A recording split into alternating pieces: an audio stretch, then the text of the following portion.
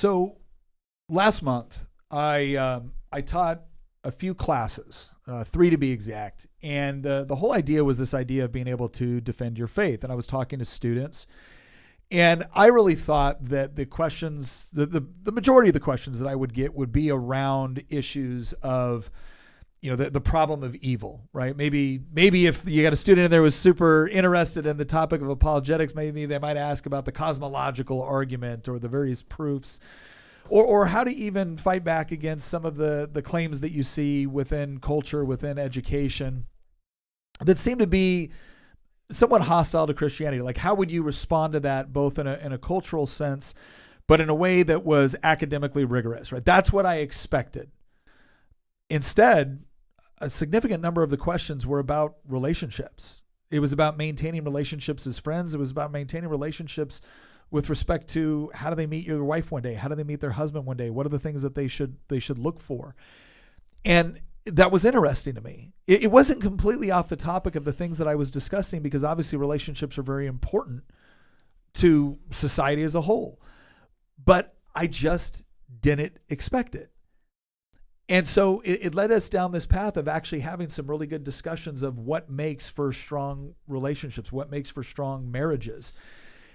And then I started to dive in a little bit deeper, and I realized that the reason why this question is so prevalent among a lot of our youth right now is because the stats demonstrate that marriage almost looks like it's going away.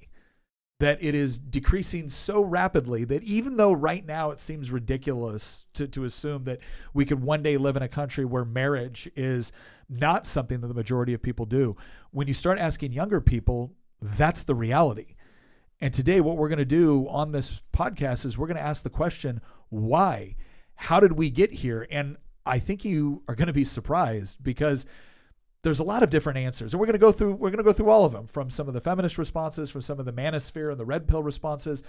But the more I looked into it, the deeper we got into the fundamental reasons for why marriage seems to be falling out of favor. It actually is a lot more nefarious than I assumed.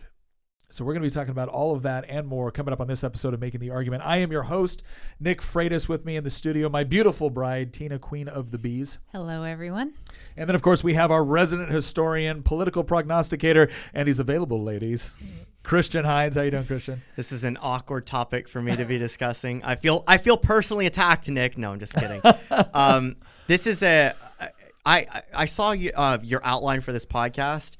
And just the hook and the introduction that you wrote on this yesterday. Sorry, I didn't mean to. Yeah, you're still my thunder, but go ahead. Yeah. You're approaching this from a perspective that I hadn't really thought in depth before, but like it's kind of incredible that people that are like younger than me, right, that are like in their teens or early 20s are asking these questions from a Christian apologetic standpoint about relationships and marriage, because it really does at times feel like that.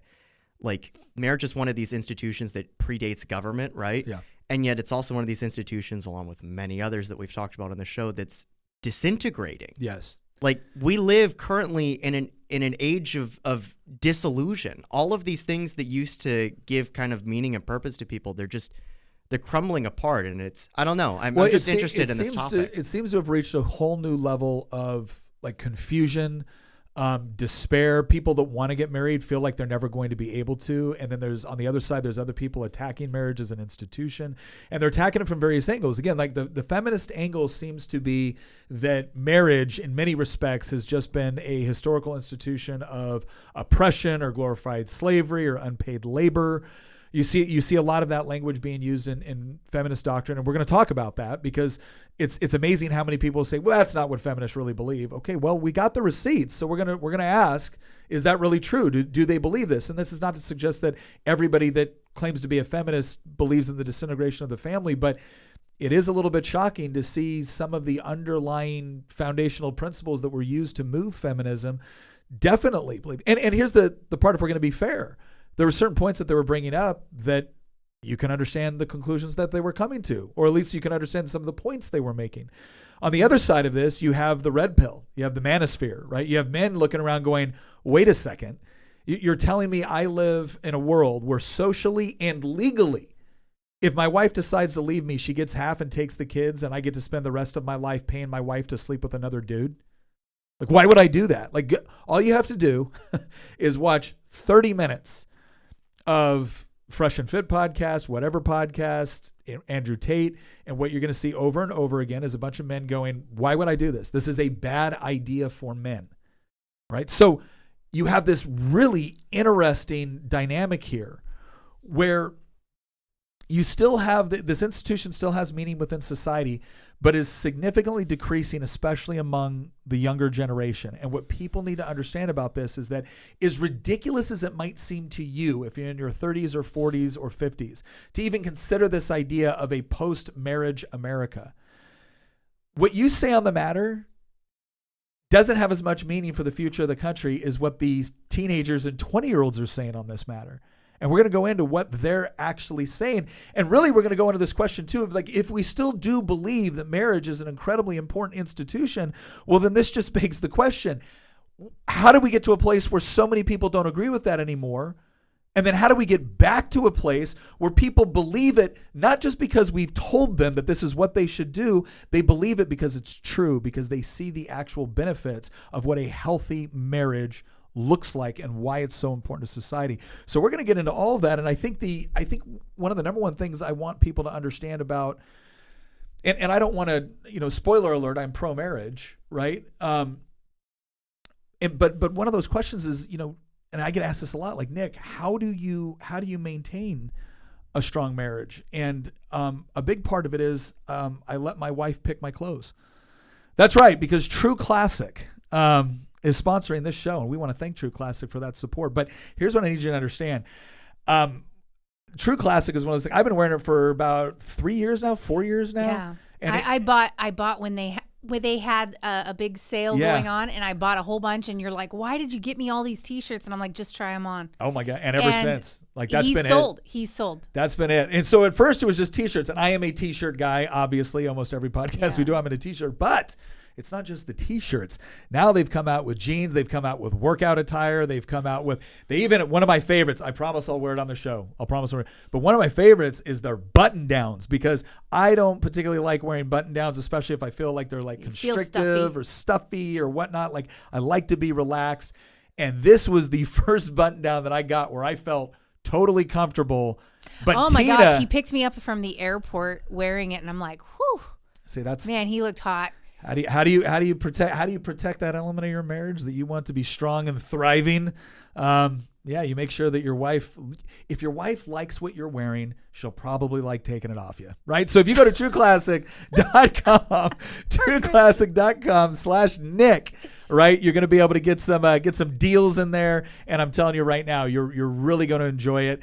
Like I said, I went there for the t-shirts exclusively, and now I get my button downs, I get my workout stuff, I get my jeans. I really do love their stuff. So trueclassic.com, make sure you do the /Nick in there. You can also look in the show notes. You can click that link right there. You can go over, get yourself some deals, because when you bundle, that's the way to do it with True Classic. I'm telling you right now, when you bundle, you're gonna be happy. I gotta tag team out and drag Hamilton in here when you guys do your overly suggestive ad takes. Hamilton's actually in this room today. He's doing some technical work off in the corner. For those that I brought that up because everyone that was worried, like, where's what happened Hamilton? to Hamilton? He's here. I'm looking at him right now. He's here. He just runs everything. I was Hamilton and Nate making sure it all works. I was really excited to do this podcast, in part because, speaking of Hamilton, Hamilton and I are going to the UK tomorrow. Yeah. So we're going to be gone all week next week. We'll be back the week after that, and we have some really interesting episodes lined up in the future. But Hamilton and I are going to be flying out to the UK tomorrow, in part because we're going to a wedding. We have two members of our community that have been watching the podcast for quite some time, including one guy that I've gotten the privilege of meeting a couple times. He lives in the UK. His name is Jonam. Yeah. He's actually, you interviewed him on this podcast before. They actually met in our community. Yeah. Even though the crazy part was, like, they had lived within like 50 miles of each other growing up, but she was all the way in California. He was in the UK, and they met on our community. And so Hamilton and I are going to their wedding that's going to be in the UK. And that'll be happening next week. So we'll be gone, but I just thought that was kind of interesting that, the last podcast that we're doing right before we fly out is on this topic because it's on a lot of people's minds, obviously. It's an institution, as I said in the intro, that has predated government. Yeah. It goes all the way back to Genesis chapter 2. And in some ways, it really does feel like that this was something that like your parents had, speaking as a, younger millennial, right? Yeah. Hamilton and I are like the last of the millennials. If you're any younger than us, you're the oldest of Gen Z. It really does feel like from our perspective that like our parents had this, our grandparents definitely had this, and any generation before that had it. And now it's disappearing. It's vanishing. It's crumbling. And very quickly. Very quick. Think about it. 100 years ago, nobody was talking about marriage disappearing. Nobody was talking about divorce 100 years ago. I was talking with some family members of mine a couple weeks ago, and they were talking about the rise of divorce. Yeah. And there's so many of my family members that have gotten divorced. I come from a divorced household. We all do. Everybody at this table does. Yeah. And I was like, in some ways, this is an aberration when you think about the grand scheme of history. And our snapshot, we think this is normal. But when you step back and you look at history beyond just, 20 or 30 years, this wasn't a thing 100 years ago. Yeah. This wasn't a thing 70 years ago. And that's just divorce. Marriage not happening, let alone people getting divorced. That wasn't a thing 60 years ago or 50 years ago. Now we're getting to a point where it's not just that we have a problem where people are getting divorced more often than ever before. We're at a point now where people are putting off or never getting married. And that's just historically unprecedented. Well, let's go to our first article up here from the Hill. I do have to chime in. I am really surprised that we didn't bring anything in here from HOMAF. Nick and I just discovered HOMAF on YouTube, and this guy has really figured stuff out. I know the name sounds terrible, but he actually uses some really incredible little hand-drawn graphs, and he breaks down the analytics so well. And when he was talking about, things women value, things men value, he's got all these breakdowns on all these other things, and I feel like some of his stuff might have been useful in this, but his it's not. Twitter account's pretty based too. Yeah, well, we actually, so we you should kind of check them out. Check him out. We went down the rabbit hole one day where we just sat there and watched a bunch of the stuff on HOMAF. I will point out. He was really right on a lot of stuff. I will point out to my beautiful bride that you have the ability to add to the outline, baby. Like you could have. I recognize that. All right, The End of Marriage in America. This is from the Hill. This was written by Joseph. Was it Shemy? And it was written in 2021. He goes, while it may not have ended, marriage in America has unquestionably declined over the recent past and is now at historic low levels for the country. So again, this was written almost 4 years ago. Throughout the 20th century, the annual U.S. marriage rate was generally no less than 8 marriages per 1,000 people.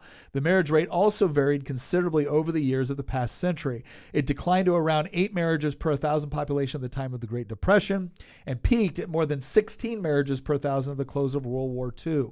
Since the start of the 21st century, the U.S. marriage rate has declined from more than 8 marriages per 1,000 down to 6 by 2019. That marriage rate is the lowest level since the U.S. government began keeping marriage records for the country in 1867. And I'll add with this too. Also, 70 years ago, a large majority of U.S. households, approximately 80%, were made up of married couples. In 2020, the proportion of households consisting of married couples fell to 49%. So we're almost like completely cut in half. And this is the part where, again, I want to tell people, despite the fact, this is, you look around and you think about how quickly things have happened in the last 10 years, 10 to 15 years. 10 to 15 years, nobody, Republican, no elected Democrat or Republican was running around talking about how birthing persons and how men can have babies. Chest feeding. And of course, we should be giving chemical castration medicine to 9-year-olds, right, who are confused about their gender. Nobody. And now it's just like, well, of course you have to believe this. We didn't go from, it's not like there was this subtle multi-decade kind of slowly throwing this out there. I mean, you could argue on certain levels, right? You could argue on maybe tendential issues, right? That would be fair. But to go from nobody would say this out loud. They would be mocked. In fact, there's a really interesting interview between Dennis Prager and Bill Maher, where Dennis Prager mentions, this is like in 2019, Dennis Prager mentions this idea of men having babies. And Bill Maher laughs at him, and his liberal guest laughs. I'm like, oh, nobody believes that. That's ridiculous. And yet, just a few years later, here we are. This year in the Virginia General Assembly, my colleagues tried to insert the word birthing persons into the Code of Virginia. Here we are. Very short period of time, very short turnaround. And this is the part where, again, you look at this, it's like, my gosh, like over time, we've seen this drastic decline, but that is not as concerning as the next article. So let's put up that one real quick. This one is also from The Hill. And this is millennials and Gen Z who believe marriage is an outdated tradition. For women, it's almost at 55%. It's more than half. Yeah, and for women, it's 52% for women, and for men, it's 41%. Those are devastating numbers.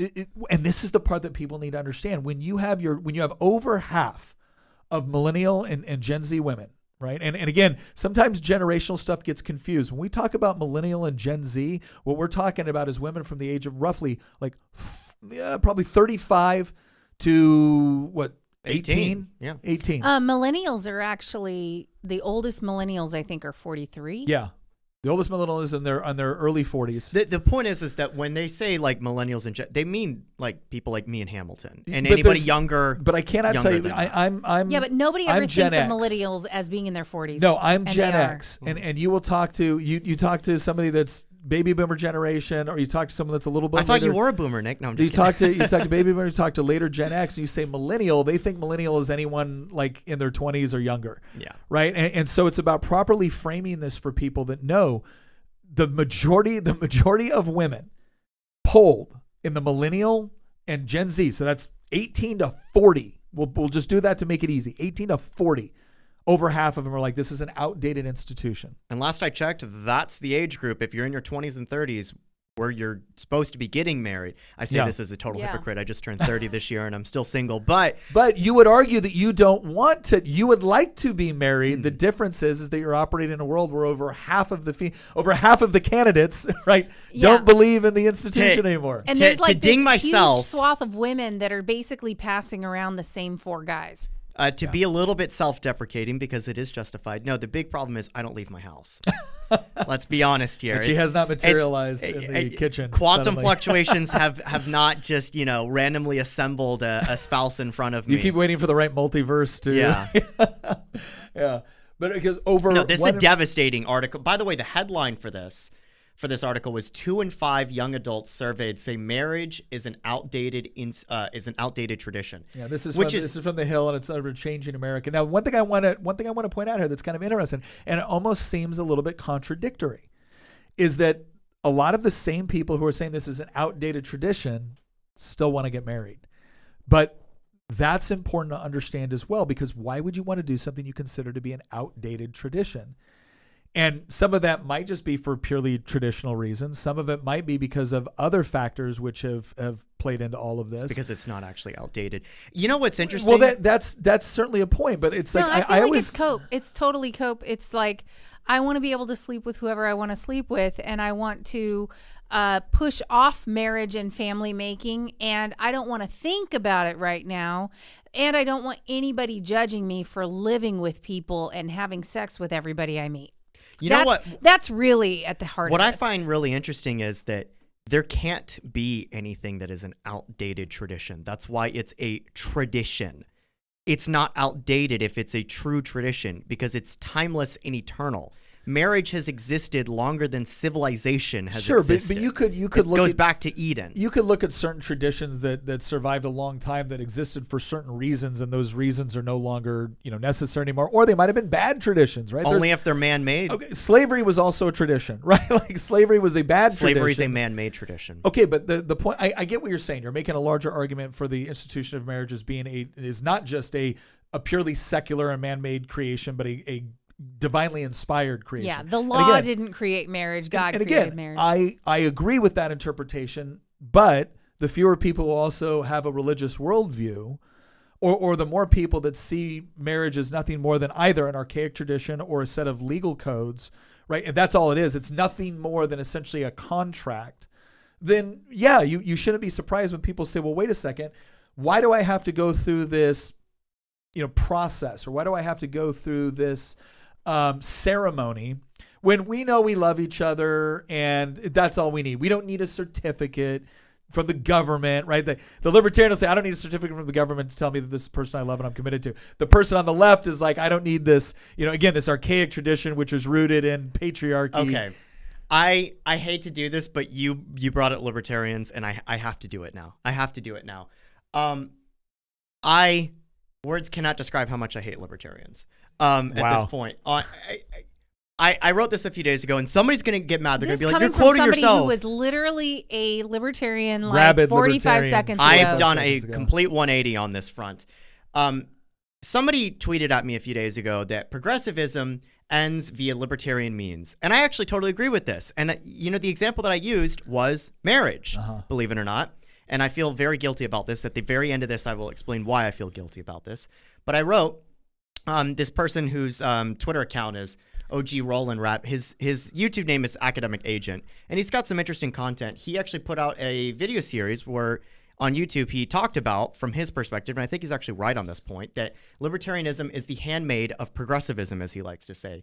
And the argument that I articulated here is that it tears down traditional social conventions and paves the way for socialists to erect new leftist conventions in their place. I already know there's people in the comments that are probably like, oh, Christian's quoting himself. It's a broader argument. Just go ahead, continue. Here's the example that I brought up. Case in point, libertarians campaigned rigorously to, quote, get government out of marriage. They locked arms with progressives to abolish traditional marriage across the country. But did we see a neutral framework emerging in place of the traditional order of marriage that had existed for over 4,000 years?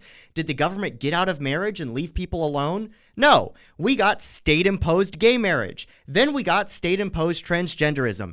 And now we're getting state-imposed child mutilation, all within a single decade. So the reason I brought that up is because you mentioned libertarians. I don't need the government for a piece of paper. No, but you locked arms with progressives. And when I say you, I mean me. Locked arms with progressives in order to tear down the social fabric of what marriage used to be. Marriage used to be so much more than a piece of paper. The reason we had pieces of paper was because marriage was a sacred institution that is divinely inspired and means so much more than a financial transaction. And the reason that we enshrined it within the law was not because government came up with the definition of marriage, but because government recognized the inherent eternal truths and values and sacred institution that marriage represented, that traces itself all the way back, not to the hands of man, but to the hands of God.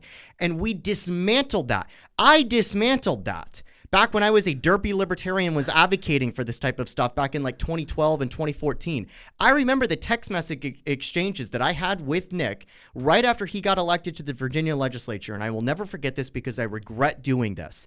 And I was texting Nick and saying, we need to join hands with the Democrats and abolish in our legal code us enshrining in Virginia that marriage is a sacred institution between one man and one woman, and that it is not the hands of government that decrees this. We're simply recognizing something that exists outside of government. At the time, me as the 21-year-old derpy libertarian thought, oh, this is about freedom. Get the government out of this. And I now see the fruits of the very consequences of the policies that I was pushing for back when I was in my early 20s, because we stripped this stuff out of law thinking that we're going to be making people free. And all that we did was we made people confused as a consequence. It should be no surprise at all that within a single decade of the Obergefell decision and the complete abolishment of traditional marriage in this country, that we've gone from abolishing traditional marriage to now we have confusion over what gender roles are, and we have confusion over whether or not we should be transing kids. That all happened within 9 years, and I feel eternally guilty for playing a part and dismantling one of these eternal institutions that predates government and has a sacred higher purpose beyond just a mere transaction. I'm going to be... That was really well put, and I can't say I disagree. I'm going to be a little bit kinder toward libertarians.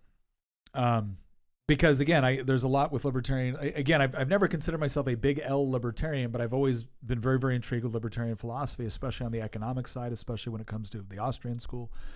But you said something in there that I think again, I actually resonate with, and that's when.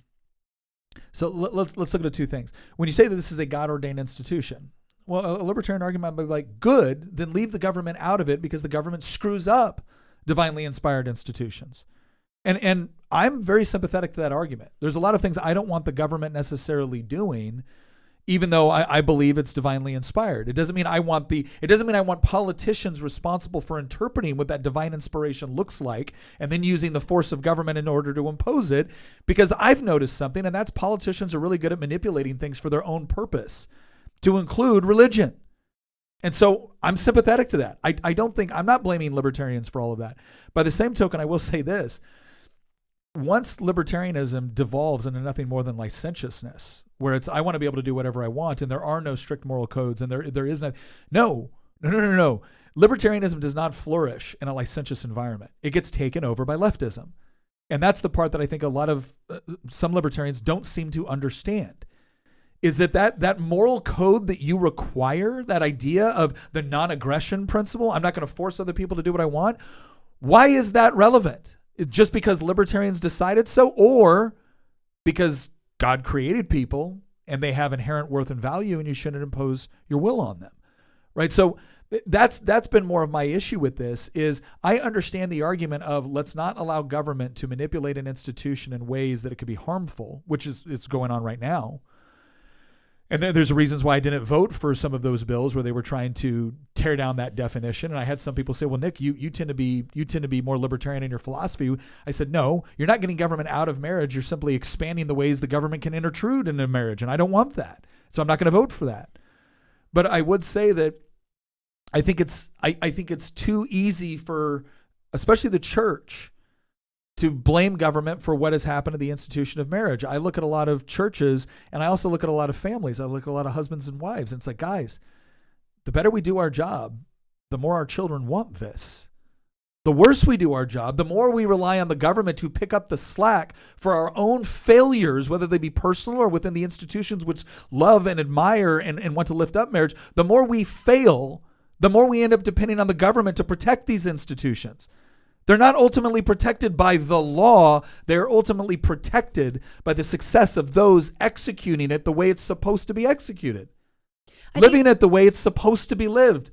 That's the greatest argument you give for anything, is how you demonstrate it through your own life. And so I don't think it's an either or proposition, right? I don't think it's an either or proposition, but I do think we need to properly, place some of the blame and understand some of the concerns rather than just say this is what caused it. I also want to point out that the government didn't necessarily only recognize marriage for the sake of, oh, marriage is good. It's good for the family. We want to encourage it. One of the reasons for government to recognize marriage is to deal with how to dissolve it. Because when government wasn't involved in marriage, how do you, if you're trying to get out of the marriage, how do you divide everything up? Like, there's no legal framework for it. So government had to get involved when it came to dissolving marriages. And so I think the biggest role government has ever had in marriages is the dissolution of marriage, dissolving it and how to dissolve it and how to divide it up. And it's gotten looser and looser with that, with like no fault divorces and all this. And, because if a marriage does have to dissolve and someone has no recourse, let's say a person cheats and the marriage dissolves, everything's going to get split down the middle now. Or it used to be that like you just had no way to fight for whatever there was between the two of you. And so I think the most involved government gets in marriage is with getting rid of it. Yeah, dissolving it. The other thing too I want to get into here is this whole idea of, okay, so why are young women and young men rejecting an institution that up until very, very recently was a foregone conclusion for the vast majority of people? And I would argue that to that point, I think we have to look a little bit deeper. But first and foremost, let's see what they actually say. So again, we've discussed this before.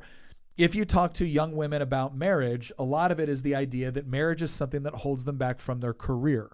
The marriage historically has been used to oppress women. Now, you can look at older laws on the books with regard to marriage and very easily see some of the arguments that you're making, right? There were times where men had complete control over the finances, right? There was no leaving your husband and getting half, right? There was, you are stuck in this forever, even if it was a marriage that was largely arranged by parents or whatnot. Which is one of the reasons why it's so inextricably linked to feminism, is because feminism and the temperance movement went hand in hand. They were pretty much, the temperance movement morphed into feminism and the right to vote. And I think like they were happening at the same time. And so I think women were bringing up grievance in marriages. Yeah. And the grievance being like, well, they were pushing temperance, meaning not drinking alcohol. Well, women were getting tired of having the husband come home from the pub and smacking her around. And I completely understand that. Yeah. No woman wants to get abused. And I don't think any woman should stay in abuse like that. But it's definitely, you go back to that and go, you can't look at it and say women had no reason to have any issues here.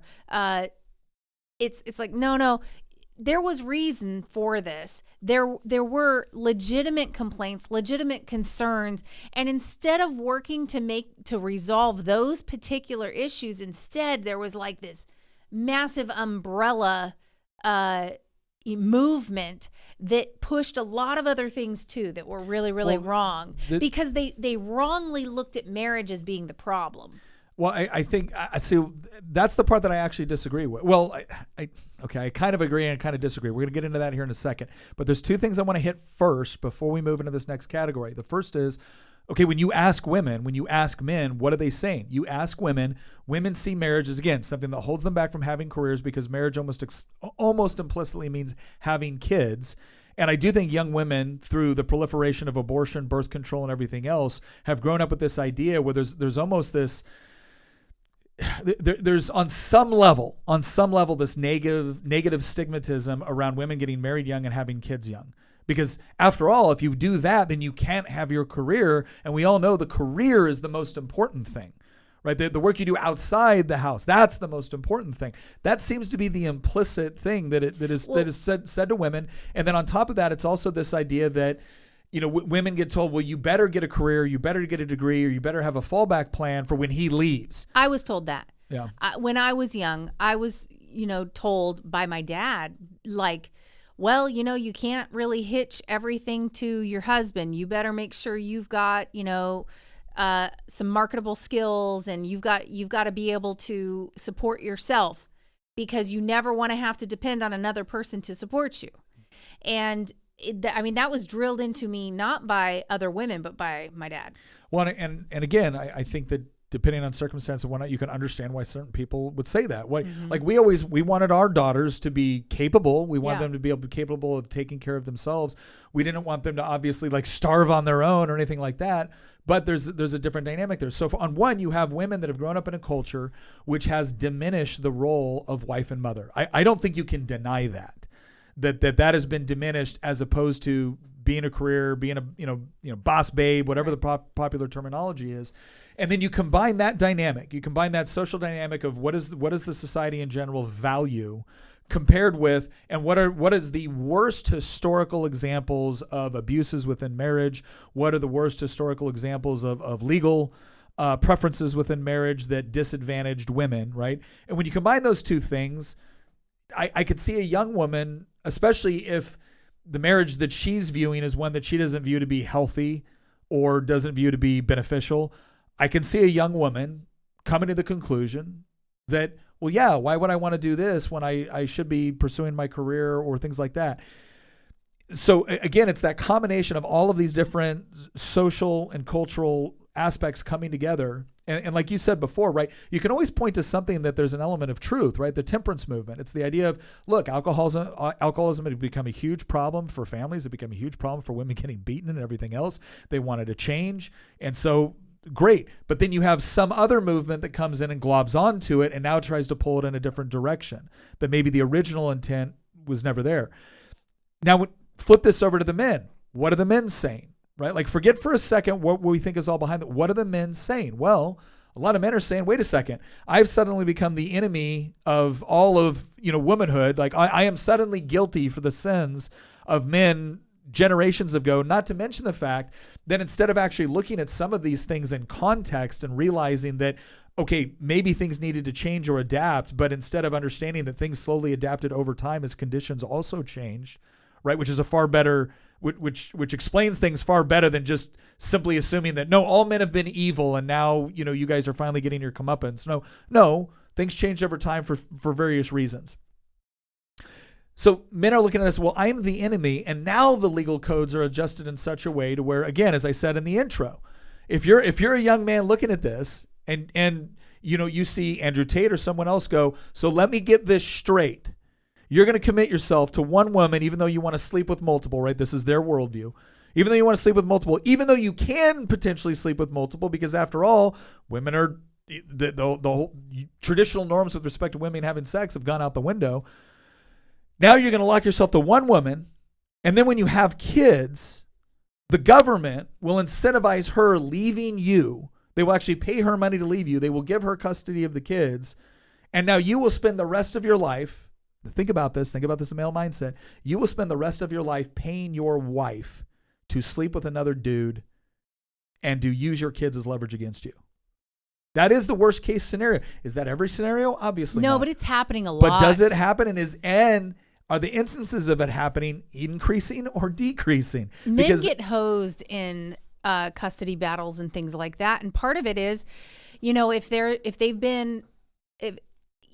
is hard to work and support an entire family off of one income, especially if there is no one to watch the children at home. Mm-hmm. And so it's kind of automatic nowadays that the woman does get the children and that he just has to pay to support them.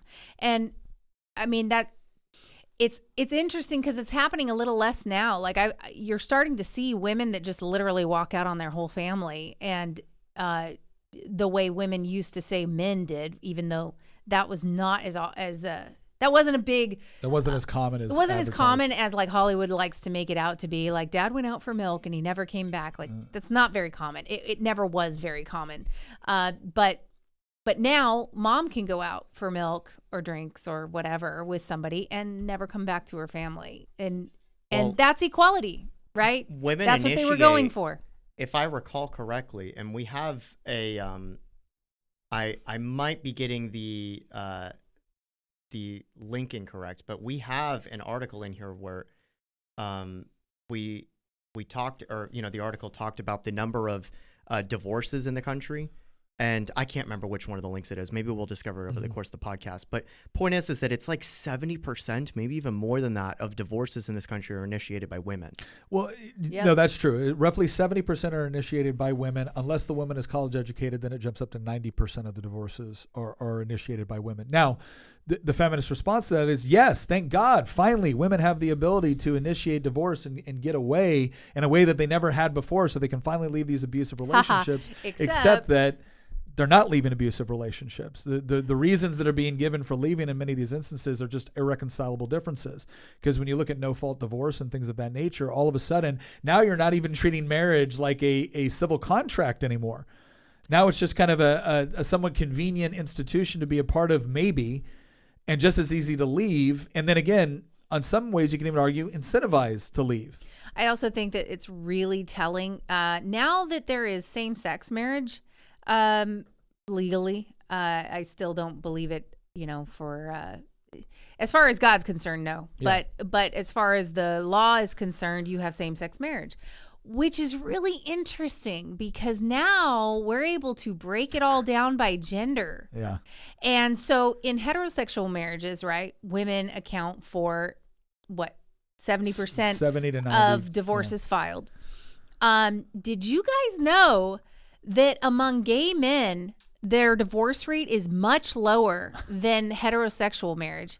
And then the highest divorce rate that exists is lesbian divorce rate is insanely high. And you can't even point now to a dude like it's like, oh, this guy like messed up and he didn't treat me right, whatever. No, what it is like, we're the problem, guys. If you just want to look, it's like, well, when it's woman on woman, it's an even higher divorce rate, like astronomically high. They have like a 70% divorce rate or something like that. It's astronomically high. And then like, I think gay men have like 40% or something like that. But I'm just saying, it is a little bit like, it tells on us, doesn't it? Like, we're the ones that are hard to live with. Yeah. Well, look, the thing I want to get into, again, the whole point of this section was to kind of talk about this idea of like, what are the answers that young men and women are giving for not getting married? And again, you can look at that from various perspectives, and you can say, okay, well, if society is kind of pushing this narrative, it's not hard to understand. And by society, I don't just mean arts and entertainment and Hollywood, kind of glorifying. There's been a big trend lately on Hollywood to talk about why is it that every single major romance movie is about cheating? It's always about the woman cheating on the guy she's with the one who got away, or the new guy, or the exciting guy, or the bad boy, or whatever it is. Hallmark movies are like that. And that's well, and I will say this: Titanic. Somebody broke Titanic down into a meme that I thought was somewhat useful. It's like, Titanic is considered one of the epic romance movies of the modern era. And what is it about? It's about an elderly woman in her 80s who had an entire life with a man who had children and grandchildren. And the entire movie is about her fantasizing that one time she slept with a homeless guy on the Titanic. Like, that's the most meaningful part of her entire life. And women watch that and be like, oh my gosh, how romantic. No. And if you break it down, it's like, wait a second. Like, I'm sitting here thinking, her poor husband. And she was also the villain in that story. She was. Because this entire thing happened because some people were looking for this jewel. Yeah. And she actually had it. And then what does she do? She tosses it overboard. Without even letting him know. Without even telling him, she's going to let him continue to search. Yeah, they're going to continue to spend millions looking for it. But the point is that there's legitimate complaints about some of this stuff. And again, on the reverse side, a woman wanting to make sure that she's, that she can take care of herself financially. Like, you can look at this on some level and say, there's nothing wrong with that, right? There's nothing wrong with that. The real question is okay, but why did people come to the conclusion that marriage was the problem? Why? It can't be fully explained by the issues that we've just brought up. Because those legal changes took place recently in many respects. Right? Why is it that people have and theoretically we were opening up these whole new categories for marriage? Shouldn't people even be more invested in it now that it's more inclusive? Like, shouldn't we? But that's not happening. And the question that you have to ask yourself is, why? Is it all just something weird that happened within the 20th century? Is it all just the internet? Or has there been a very concerted, very deliberate effort to undermine marriage? And is the same thing behind that effort to undermine marriage, is it actually connected to a whole list of other things that we're also seeing change within our society? And I want to bring up this quote right now. And I want you to guess. I mean, if you can see the screen, obviously but if I want you to kind of guess. Right? In fact, scroll down just a little bit, Christian. Just we'll hide it a little bit. Abolition of the family. Oh, what foundation is the present family? The bourgeois family, based on capital, on private gain. In its completely developed form, this family exists only among the bourgeoisie. But this state of things finds its complement in the practical absence of the family among the proletarians and in public prostitution. The bourgeois family will vanish as a matter of course when its complement vanishes, and both will vanish with the vanishing of capital. From none other than Karl Marx, right? Karl Marx and Frederick Engels. So this idea that I want people to kind of understand here, and this is from a article from Dr. Jonathan Newman over at the Mises Institute, if you want to take a look at it, because he talks a little bit more on this. What will be the influence of communist society on the family? This is the question that Marx asks. It will transform the relations between the sexes into a purely private matter which concerns only the persons involved and into which society has no occasion to intervene. It can do this since it does away with private property and educates children on a communal basis, and in this way removes the two bases of traditional marriage, the dependence rooted in private property of the women on the man and on the children on the parents. That quote right there articulates exactly the sentiment that I was trying to get across when I read that tweet where I explained how libertarianism is the handmaid of progressivism, because that mindset, right? It transforms the relationship between the sexes into a purely private matter. This is the problem with people who say, well, I want to get the government out of marriage. Nick, you were making this argument earlier, and I now, it's so funny how the roles are reversed on this front, although it's not totally reversed, because I think you understand the value of traditional marriage as it was. I insist on traditional marriage. But my issue with this mindset of, well, you know, we need to get the state out of it because I don't want to let politicians in charge of these things. When you say that these institutions that are incredibly important, we all agree that they're important, and we all agree that they have value, and we all agree that when they're properly applied, not when they're distorted, right? When you have, you know, divorce or spousal abuse or child abuse or anything like that. We know that we live in a fallen world and that people can act in terrible ways, but that doesn't mean that the institution of something like marriage is itself bad. We know that there's value in this institution. And yet we also know that from this own quote from Engels himself, that when you treat this thing as a purely private matter, what do you end up getting? You end up getting the dissolution. I said this at the beginning of the podcast. We live in an age of dissolution. This is a perfect example of one of these institutions being dissolved in the name of free love, or in the name of, oh, well, this is just a private matter. What business does anybody have in this? Well, the irony of the people who talk about how we need to be raising children on a communal basis, also talking about how we need to dissolve the institution of marriage because it's really just a private matter. Which one is it? It sounds like that there's a contradiction there, but there's actually not a contradiction there, because when you dissolve the institution of marriage as being a sacred union between men and women, and you say that there's no role when it comes to reinforcing that, you've actually now opened the door for now treating all of the fruits of that institution as being a communal matter. In the case, and the best example that I can think of, to quote Engels here, is the raising of children itself. I think that they kind of go hand in hand. I'm not disagreeing with that. What I'm trying to say, sorry, I'm not trying to pick a fight with you. Well, no, I just don't want to. I don't even think this is the central point here. Like, I'm not trying to pick a fight with libertarians on this issue right now. I'm trying to point out something. My point is this: if people don't believe in the institution of marriage, government edicts are not going to cause them to believe in the institution of marriage. I do agree with that. All right. So the larger point here, and is understand something. The communists are not. They don't want to make it a purely private matter. Like, that's what's important to understand. Communism is not advocating for marriage to be a purely private matter. They're advocating for eliminating what they perceive to be the false or the inappropriate need for it within society, and the replacing of it with dependence upon the collective for social relationships between men and women, the raising of children, dependency on, or as an economic unit in order to benefit a family. That's what they see as a problem. The family, this is the point that needs to be understood. Marx understood that the family itself, the nuclear traditional family, was a threat to socialism. It was a threat to the sort of Marxist creation that they wanted.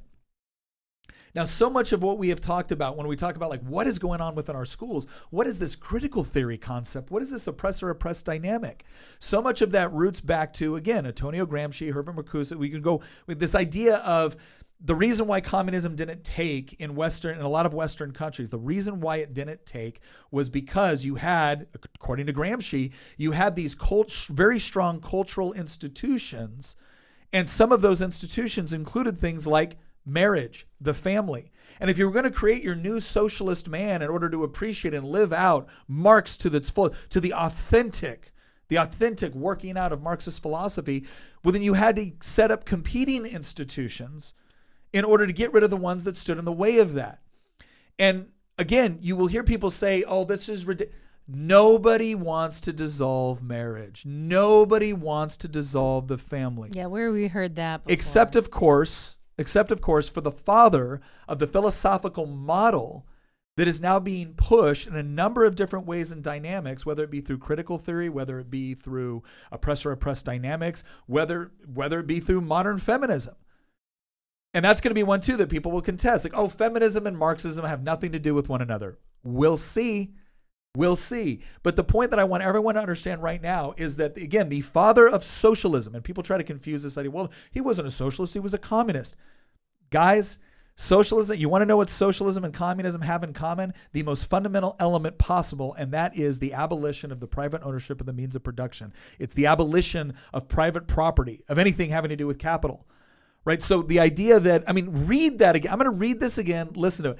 Abolition of the family. On what foundation is the present family, the bourgeois family, based on capital? What will be the influence of communist society on the family? It will transform the relations between the sexes into a purely private matter, which concerns only the persons involved, into which society has no occasion to intervene. It can do this since it does away with private property and educates children on a communal basis. What does that sound like? And in this way removes the two bases of traditional marriage, the dependence rooted in private property of the woman on the man and of the children on the parents. This was not some sidebar thing that Marx just kind of threw out there as he was discussing his larger theory. This was not just some, frivolous part that could or could not be applied if you wanted to actually achieve an ideal socialist state. He thought it was critical. Let's go to the next article, because I want to hammer this point home. Anybody that thinks I'm just cherry picking one stat here, this goes into the second component, right? And this is the whole idea of the feminist movement, the modern feminist movement. So this was written in 2007, or it was last updated in 2007. And it said how feminists tried to destroy the family. Aaron Pizzey, founder of the Battered Wives Refuge, on how militant feminists, with the collusion of labor's leading women, hijacked her cause and used it to try to demonize all men. During 1970, I was a young housewife with a husband, 2 children, 2 dogs, and a cat. We lived in Hammersmith, West London, and I didn't see much of my husband because he worked for TVs nationwide. I was lonely and isolated and longed for something other than the usual cooking, cleaning, and housework to enter my life. By the early 70s, a new movement for women demanding equality and rights began to make headlines in the daily newspapers. I passionately believed that women would no longer find themselves isolated from each other and in the future could unite to change our society for the better. Within a few days, I had the address of a local group in Cheswick, and I was on my way to join the women's liberation movement. I was asked to pay £3 and 10 shillings as a joining fee, told to call other women sisters, and that our meetings were to be called collectives. Scroll down. My fascination with this new movement lasted only a few months. At the huge collectives, I heard shrill women preaching hatred of the family. They said the family was not a safe place for women and children. I was horrified at their virulence and violent tendencies. I stood on the same platforms trying to reason with the leading lights of this new organization. I ended up being thrown out by the movement. My crime was to warn some of the women working in the Women's Liberation Movement office off Shaftesbury Avenue that if it persisted in cooperating with a plan to bomb Biba, a fashionable clothes shop in Kensington, I would call the police. Biba was bombed because the women's movement thought it was a capitalist enterprise devoted to sexualizing women's bodies. I decided that I was wasting my time trying to influence what to my mind was a Marxist feminist movement touting for money from gullible women like myself. By that time, I'd met a small group of women in my area who agreed with me. We persuaded Hounslow Council to give us a tiny house in Belmont Terrace in Cheswick. We had 2 rooms upstairs, 2 rooms downstairs, a kitchen, and an outside lavatory. We installed a telephone and typewriter, and we were in business. Every day after dropping my children at school, I went to our little house, which we called the Women's Aid. Soon, women from all over Cheswick were coming to ask for help. At last, we had somewhere women could meet each other and bring their children. My long, lonely days were over. The reason why I point this out, and again, the obvious response to this is going to be, well, Nick, that's just anecdotal, right? But you had a woman that said, look, I agree with this idea of women's equality. I agree with this idea of equal legal protection before the law. I agree with this idea of women being able to form relationships outside of just the house itself and being able to work on issues that are important to them. I agreed with all of that. Why was I being told that I had to view it through a Marxist lens? That's a good question. Next article. Actually, skip ahead. I want to go to one more over.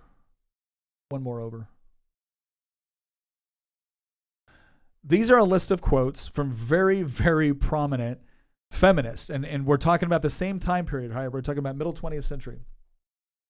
Here are a few quotes to confirm what may seem like a radical claim. The radical claim being that Marxism infiltrated feminism and made feminism kind of subservient to Marxism. The care of children is infinitely better left to the best trained practitioners of both sexes who have chosen it as a vocation. This would further undermine family structure while contributing to the freedom of women. Kate Millett's Sexual Politics. Sounds a lot like daycare.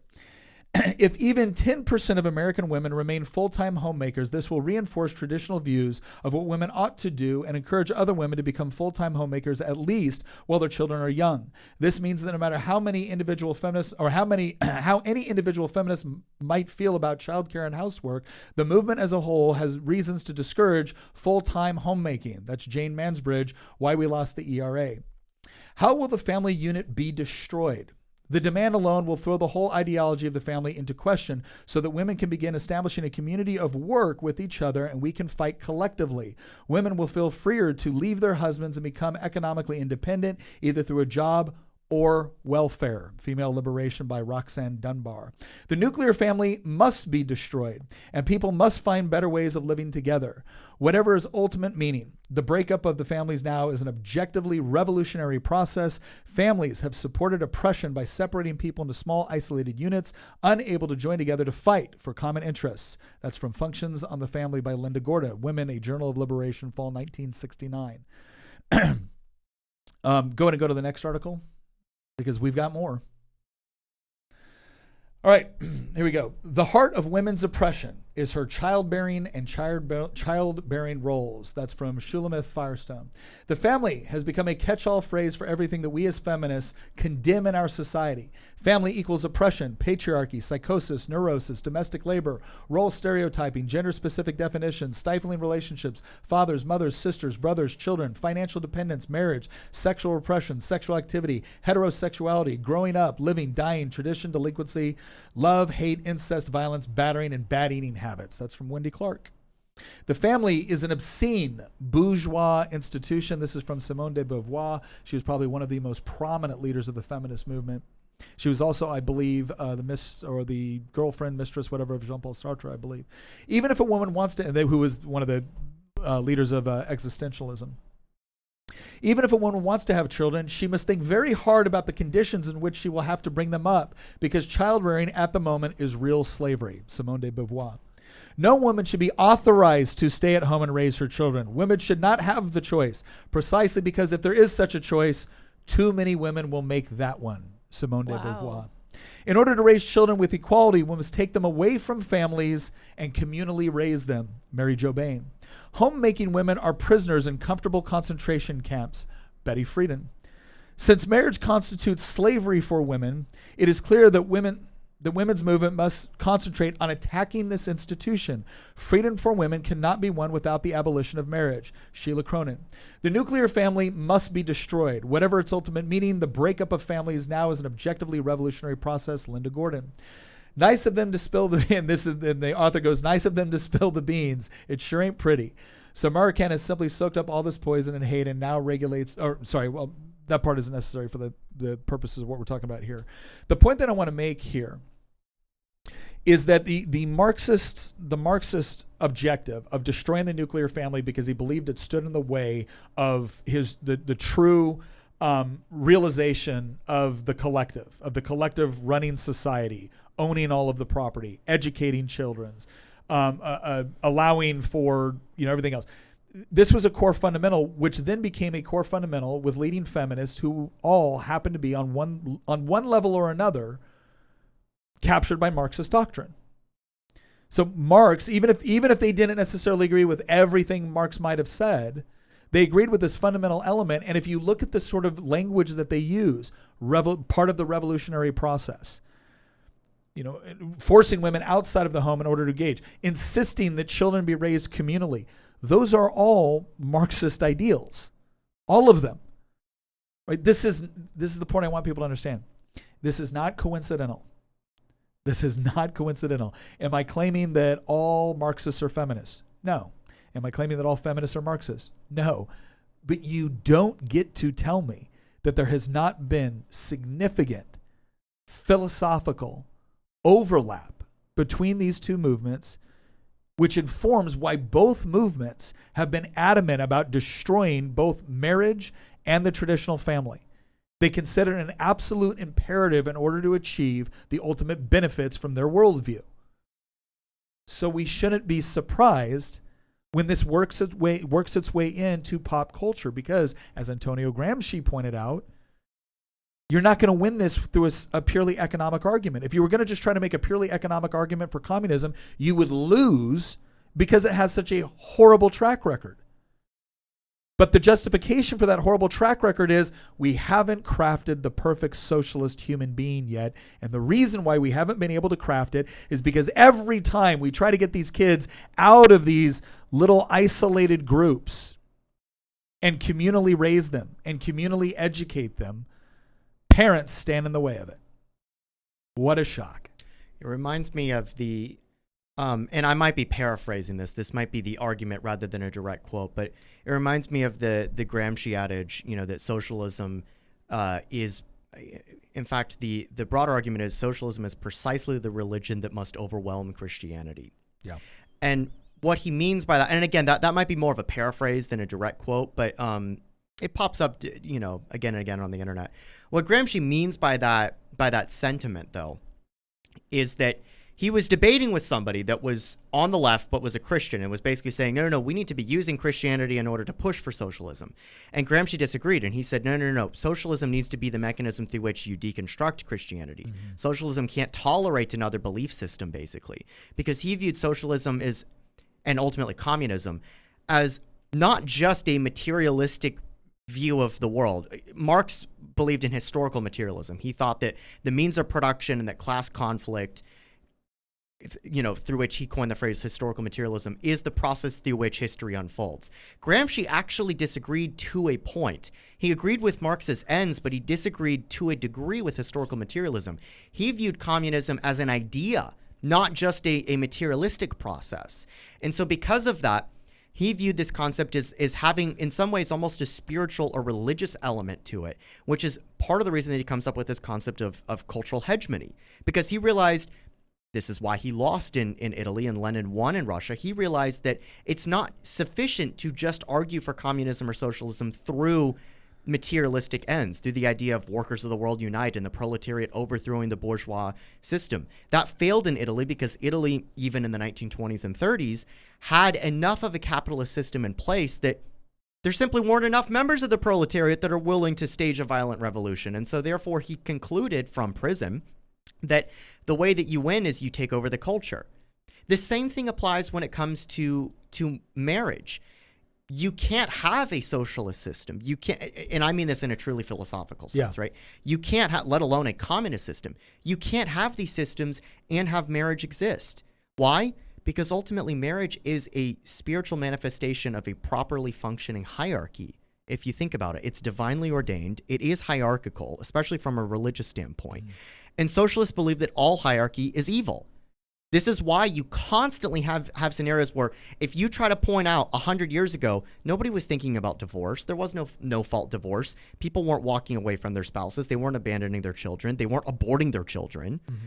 You always have socialist revisionaries. You always have communist revisionaries that say, well, actually, everything was miserable and disgusting and men were beating their wives and everybody was sad. Like you can never have a vision of the past where people were coming together in a non-oppressive way. Yeah. And there was something beautiful at play here, which was marriage functioning properly in a biblical context. You're never allowed to look at history from this perspective.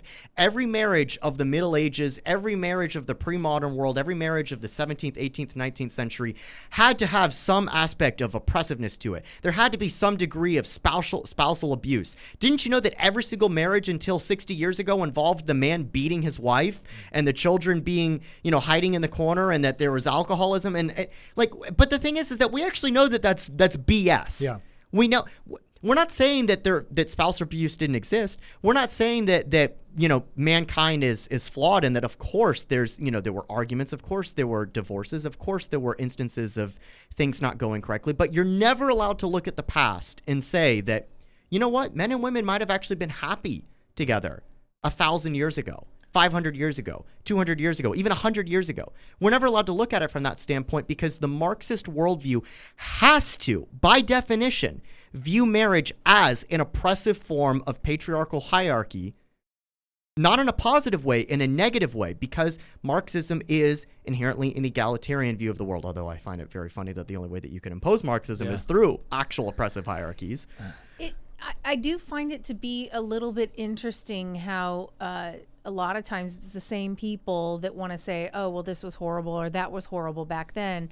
They're usually they're usually on the artistic side of things, a little bit on the creative side of things. So you've got like Hollywood lumped in there. You've got the theater people and the whole deal. And what's really interesting to me is that we have a lot of stories that bill well or do really well in the box office or maybe they're really great novels or whatever. And a lot of them, maybe they're based on old love letters from, a couple hundred years ago or whatever. You go back and you look at some of these things and you look at the way people wrote to each other, and writing to each other was a lot more common. So there's a lot of material. Mm-hmm. And you've got a lot of romance stuff that gets created based on letters like that and things of that nature. And so everyone sort of has this romanticized view of that. And if we're thinking like, oh, let's have a nice romantic movie or a romantic novel or whatever, everybody loves for it to be based back then, because there's all this language that you can go back to, and the way that they spoke to each other and things like that. But then at the very same time, the actress who plays said character is going to sit here and rip and talk about the patriarchy and how bad it actually was. And this is just romanticized. Yeah. Well, I think it's also interesting that, again, if you need more evidence of this, there's another article there. Go to the Marx Engels argument there in the middle. Whatever. Yeah, that one. This is from 1994. This is from 1994. It's Marx, Engels, and the Abolition of the Family by Richard Weikart. It says, it is a peculiar fact, stated Engels a few months after Marx died, that with every great revolutionary movement, the question of free love comes to the foreground. This is another thing, and I have another article. We're not going to bring it up here, but I have another article here where they talk about this concept of free love and why is it so closely connected to socialism. In fact, in the utopian socialists, which kind of battled with Marx, there was the utopian socialists, the scientific socialism, etc. They really emphasized this idea of not just communal living, but the free love within the community. And there's this article from Llewellyn Rockwell from Mises Institute in 2017. It calls Why Socialism Promotes Free Love Over Family. And I want to read a part of this. It goes, G.K. Chesterton called the family an anarchistic institution. He meant that it requires no act of the state to bring it about. Its existence flows from fixed realities and the nature of man, with its form redefined by the development of sexual norms and the advance of civilization. G.K. Chesterton also would have applied a Christian perspective of that. This observation is consistent with a brilliant discussion of the family in Ludwig von Mises' masterwork, Socialism, first published in 1922. Why did Mises address family and marriage in an economics book refuting socialism? He understood, unlike many economists today, that the opponents of the free society have a broad agenda that usually begins with an attack on the most crucial bourgeois institution. And then in quotes, proposals to transform the relations between the sexes have long gone hand in hand with plans for the socialization of the means of production. Mises observes, marriage is to disappear along with private property. Socialism promises not only welfare wealth for all, but universal happiness and love as well. Mises noted that in August Bebel's Women in Socialism, a paean to free love published in 1892, was the most widely read left-wing tract of its time. The linkage of socialism and promiscuity had a tactical purpose.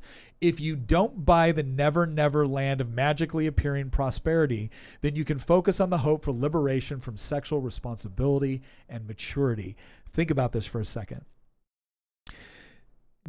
People are essentially being tempted, especially young people, being tempted with something that is one of the most tempting things you can possibly be tempted with early on in life when you don't have money, you don't have capital, you don't have a great deal of experience or economic prowess within society, right? But you're going to get free love.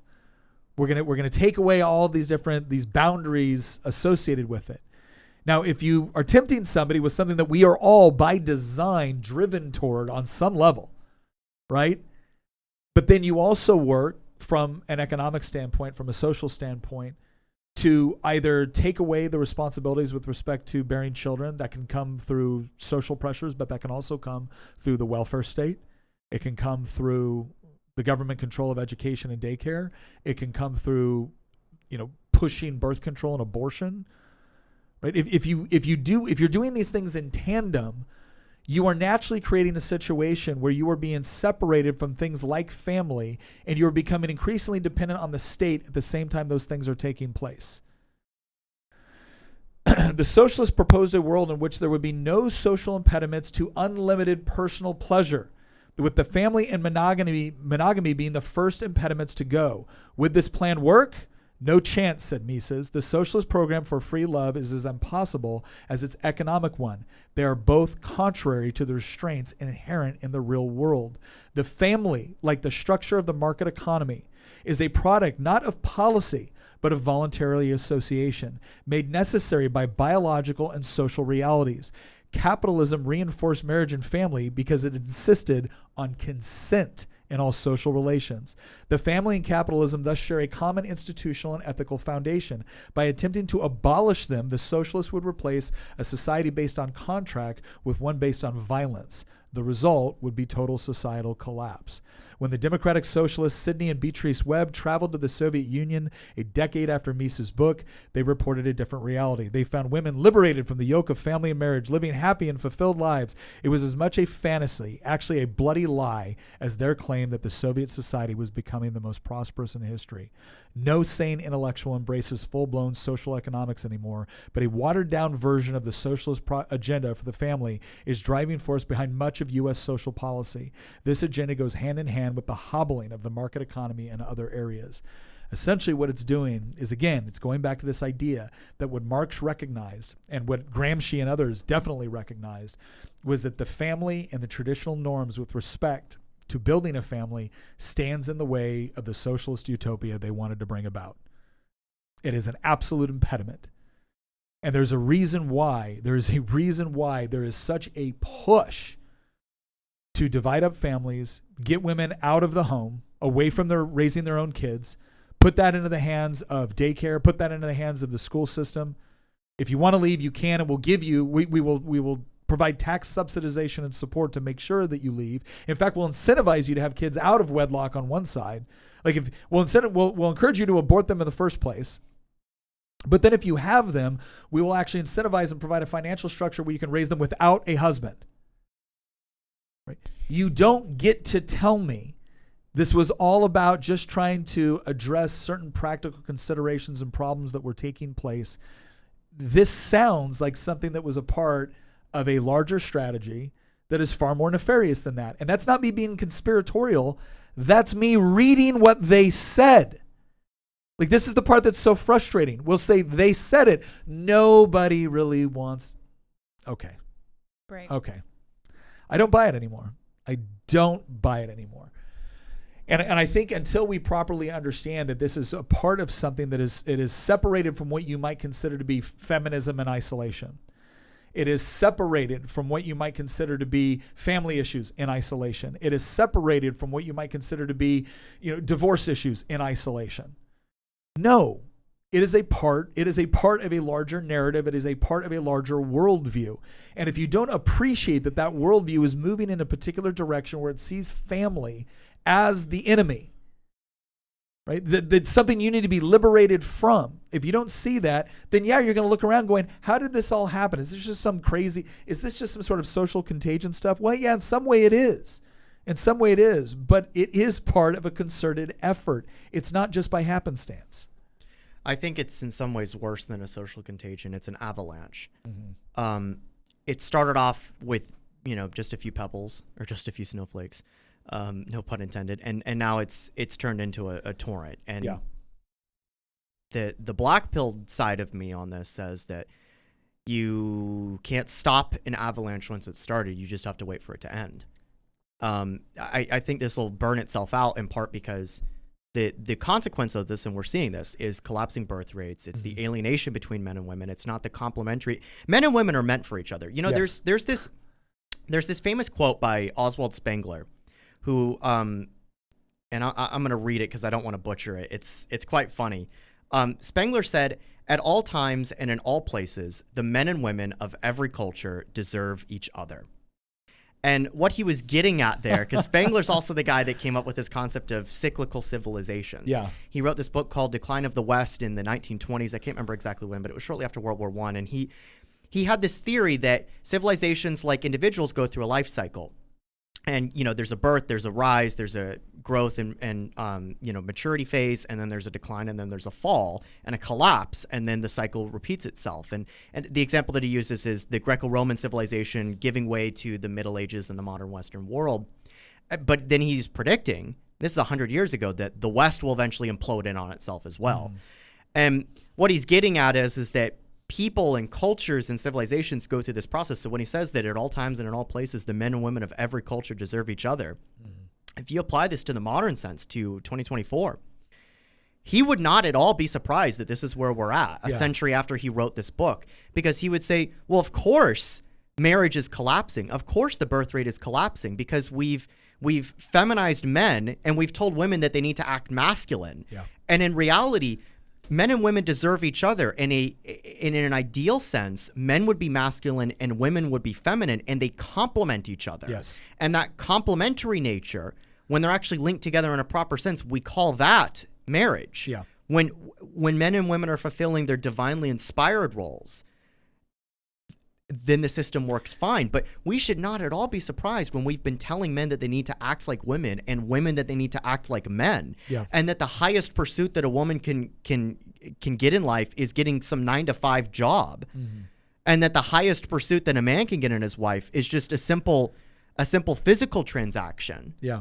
Well, and again, the institution's collapsing. And lest anyone believe that, again, we're just cherry picking stats from our favorite places. Go to the article from Nation magazine, because Nation has been a long, a long published left-wing Marxist. magazine. Yeah. Want to dismantle capitalism, abolish the family. Feminist theorist Sophie Lewis's new book looks at how rethinking pregnancy and the idea of family as forms of labor is central to the emancipatory politics. Go to the next article. Again, this is still going out, and again, the connections between Marxism and modern feminism, I just do not think can be denied. Marxism versus the family. You see a similar thing here, but there's actually the next one I think I wanted. Actually, I'll put it. Let me just bring this up here real quick. Yeah, here we go. Yeah, there we go. Emily Drabinski. This was an article. So go ahead and scroll down because it is this article. This was written in 2023. So this is relatively new. It's less than a year old. Emily Drabinski, the current president of the American Library Association, is leading the resistance to parents seeking reforms. She describes herself as a Marxist lesbian.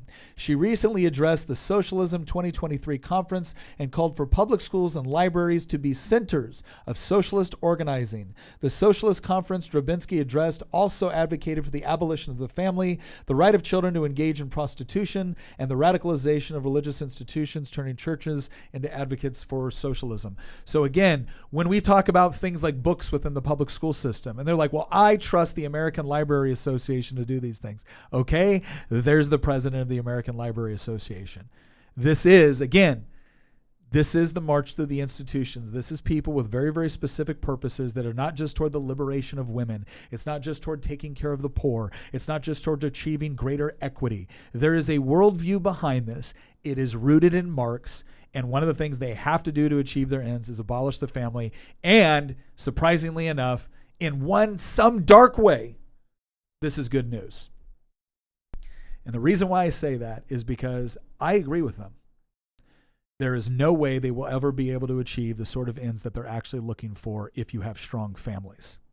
And strong families is something everybody can work on.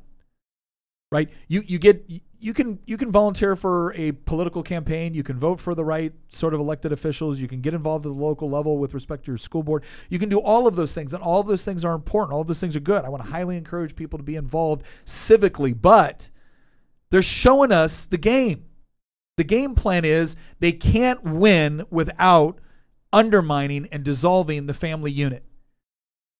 So if you are spending so much time on everything else out there without ensuring the strength of your own family, without working to try to build that unit, to make sure that your kids are growing up in an environment where mom and dad are together, mom and dad love each other, and mom and dad are actually imparting their values and their views onto their children instead of outsourcing that responsibility either to the internet or to government school systems or to American library associations that are pushing things like that.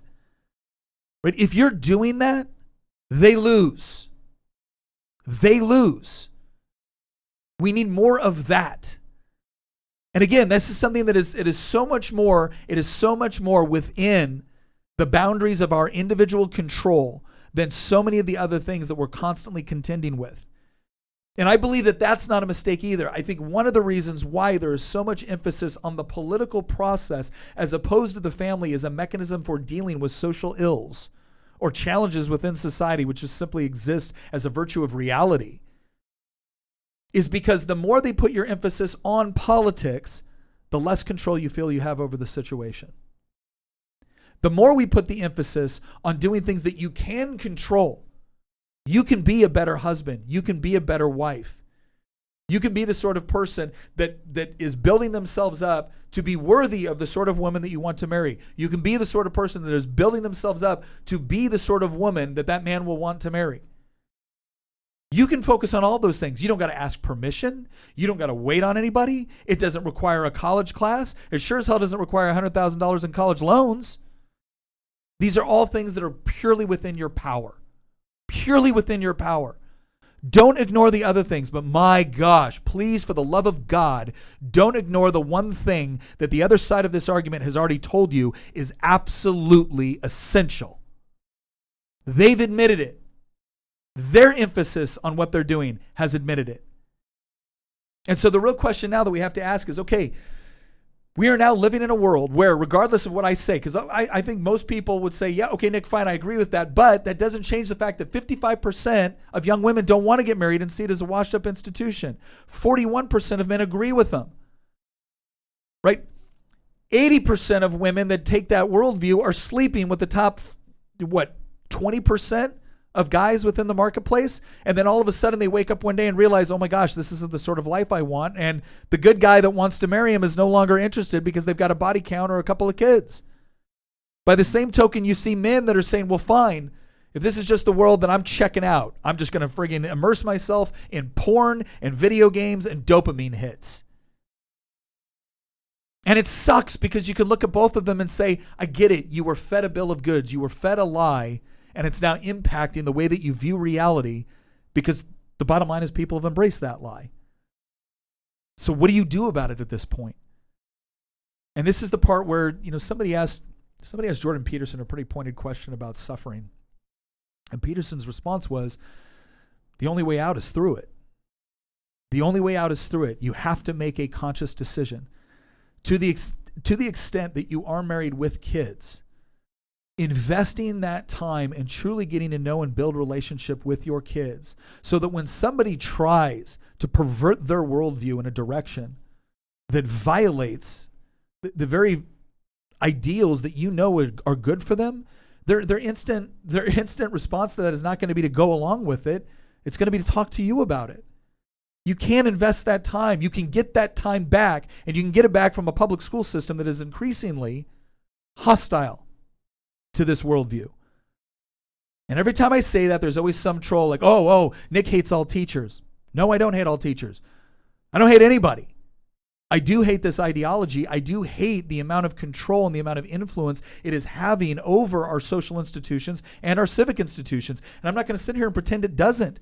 I sat there and watched as we pointed out book after book after book that was going into public school libraries available to your 13-year-old, depicting some of the most perverse and graphic sexual imagery you can imagine, and being told, the American Library Association is the one that approves this. And you're thinking to yourself, well, that's a neutral institution, right? That's an institution that's just interested in preserving literature and advancing literacy.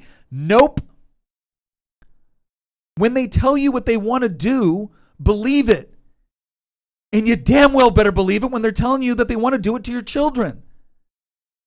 They don't want you raising your children. When will we understand this? They don't want you being the primary impact on your child's life. Why? Because you're not going to raise them the way they would.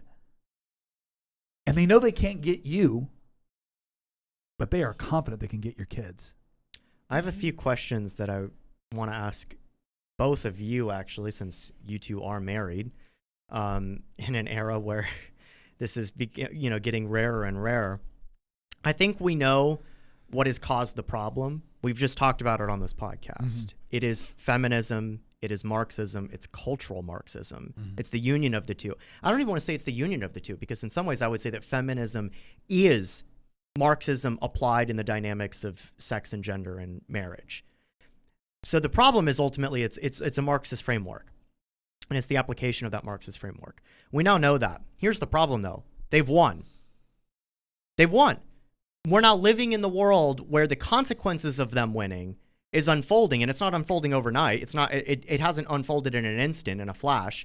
It's an avalanche. But the avalanche has started, and we're seeing the consequences of it. We're seeing the consequences of it in the collapsing birth rate. We're seeing the consequences of it in changing social attitudes. We're seeing the consequences of it in that poll that you read off earlier that showed already a majority of young women and 40% of young men think it's an outdated tradition and an outdated institution.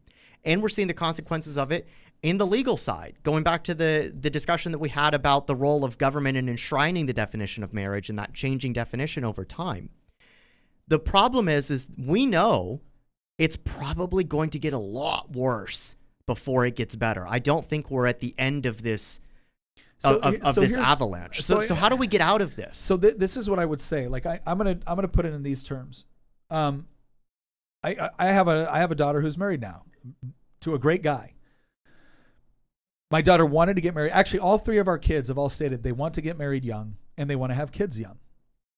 Right? I wanted that too, and I'm now 30. Okay, but now that's at least half my fault. Okay, but one of them made it, right? One of them made it so far, right? And I will see what happens with the other two. But the point is that's the first thing, wanting it. Why did they want it? Why did they want it? I mean, you could argue on some level they wanted it because they believed it from the biblical worldview that we raised them with. If you would ask them, they would also tell you, I got raised in a family where I liked being. I liked being in a family. And so marriage was modeled for them in such a way as something that they wanted to aspire to. And it's crazy because Tina and I will tell you all the things we thought we got wrong, or all the things we're thinking like my gosh, are we doing I wish we would have done this better. I wish we would have done this better. One of the miracles of this entire process is the amount of mistakes you can make as husband and wife, the amount of mistakes you can make as parents. But when you are dedicated to sticking with it and trying to faithfully live it out, when you can own up to your mistakes and improve from them instead of making excuses from it, it is amazing how it not only affects your marriage, but how it also affects the way your children look at marriage. I tell people sometimes, it's not as if we do it intentionally, but I flirt I flirt with my wife in front of my kids, and I argue with my wife in front of my kids. And one of the things it's taught them is that mom and dad still got it for one another. They love one another, and we are safe and secure because they're safe and secure. And when mom and dad get in an argument, they show us that people who love each other argue, but they do it respectfully and they figure it out because at the end they want the marriage to be stronger. They want the family to be stronger, and it gets resolved, right? So for my kids, mom and dad flirting is just an indication that not only are we safe, but they're safe. Mom and dad arguing is not a threat to that security. It's just the process they go through in order to try to make the family better. So a large part of it is create the conditions where your children are watching and they're looking at it going, I want that one day. I want that kind of marriage. I see the benefits of it. I feel the love and the security within this family. I feel like I was taught well. I feel like I was adequately prepared for a world that I'm entering into that is difficult. And I feel like the worldview that I was raised with has prepared me to deal with it. If they feel prepared when they deal with it, then they're far more likely to do the things that are necessary in order to end up in a good marriage. Now, I will say this. I realize it's difficult, and when we talk about the fighting through stuff, there are going to be conditions which are not ideal, but which I do think people are going to have to recognize that, okay, these are the conditions that we have, so how do we work with what we got? And I think one of the biggest issues is that if you have somebody that's got a bit of a past, the question is their past factors in. There's no getting around that. Your past factors into your present because it will have an impact on your future. but you don't need to let it completely define your present or your future. And so when you have somebody that maybe they bought into the lie for a certain period of time, but now they're like, I was wrong. I know I was wrong. This whole concept within the Christian faith of repentance is not just, oh, I'm sorry, or I'm sorry I got caught, or this is somebody else. The whole concept of repentance is actually a very, very important philosophical concept, because it's this idea of I am recognizing that I believed something that was wrong, that I allowed it to impact my decisions. I am now rejecting that and turning away from it. I guess the question, when somebody engages in that, that's somebody that you can still build a life with.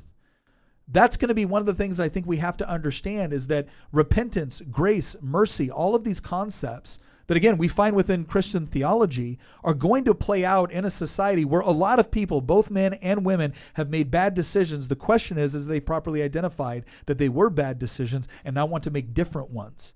I suppose the question that the deeper metaphysical question that I have on this is, at what point does society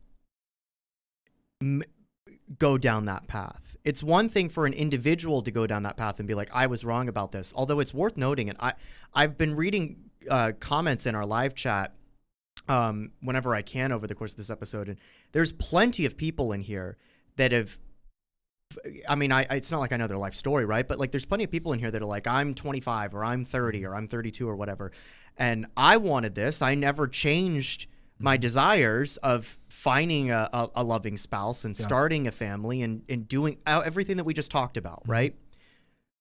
And they never got it. I know that Hamilton and I really resonate with a lot of those people, and some of them are men and some of them are women, that, you know, they didn't have a worldview change on this. Yeah. I did in a political sense, as I said earlier, right? But like, society, I always wanted. Society created conditions that they have to navigate. So how do you navigate the conditions that have been created? And it's really interesting, it's not because just, we have, like, back to you mentioning the chat, we have men who have just completely, they're like, no, all women just want this. That's it. They've given up. Women, frustrating. But then we also have women in the chat who are like, but I've not this, and I would like that. And it's like, why can't these people find each other? They're right there in the chat together. I've seen that before. I've been to here's one thing it goes back to that Spengler quote about how men and women deserve each other. Well, this is the other thing that I think people need to understand, right? Is that one of the things that social media has done is it allows you to reinforce whatever your inclination is at the moment. The algorithm will be more than happy to appeal to whatever your current sentiment is. Right? If you feel like, you know, it's all black, we're all screwed. Well, great. We're all screwed right there in your day in, day out. I was experiencing this other day when I was watching something, like, my gosh, I just feel angry right now because of all the things I'm seeing coming up on my feed. But this is the part where I get down to it. For the ladies, right? You've been lied to. And the feminist worldview, which again is rooted in this Marxist worldview, is not going to make you happy.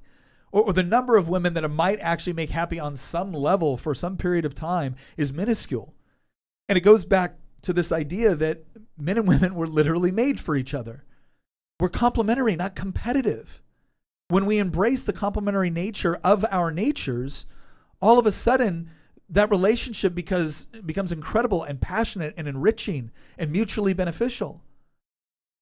Now, if you don't want to believe that, I can't give you a path out of that other than hardship. Same thing for men. Men, I get it. It sucks.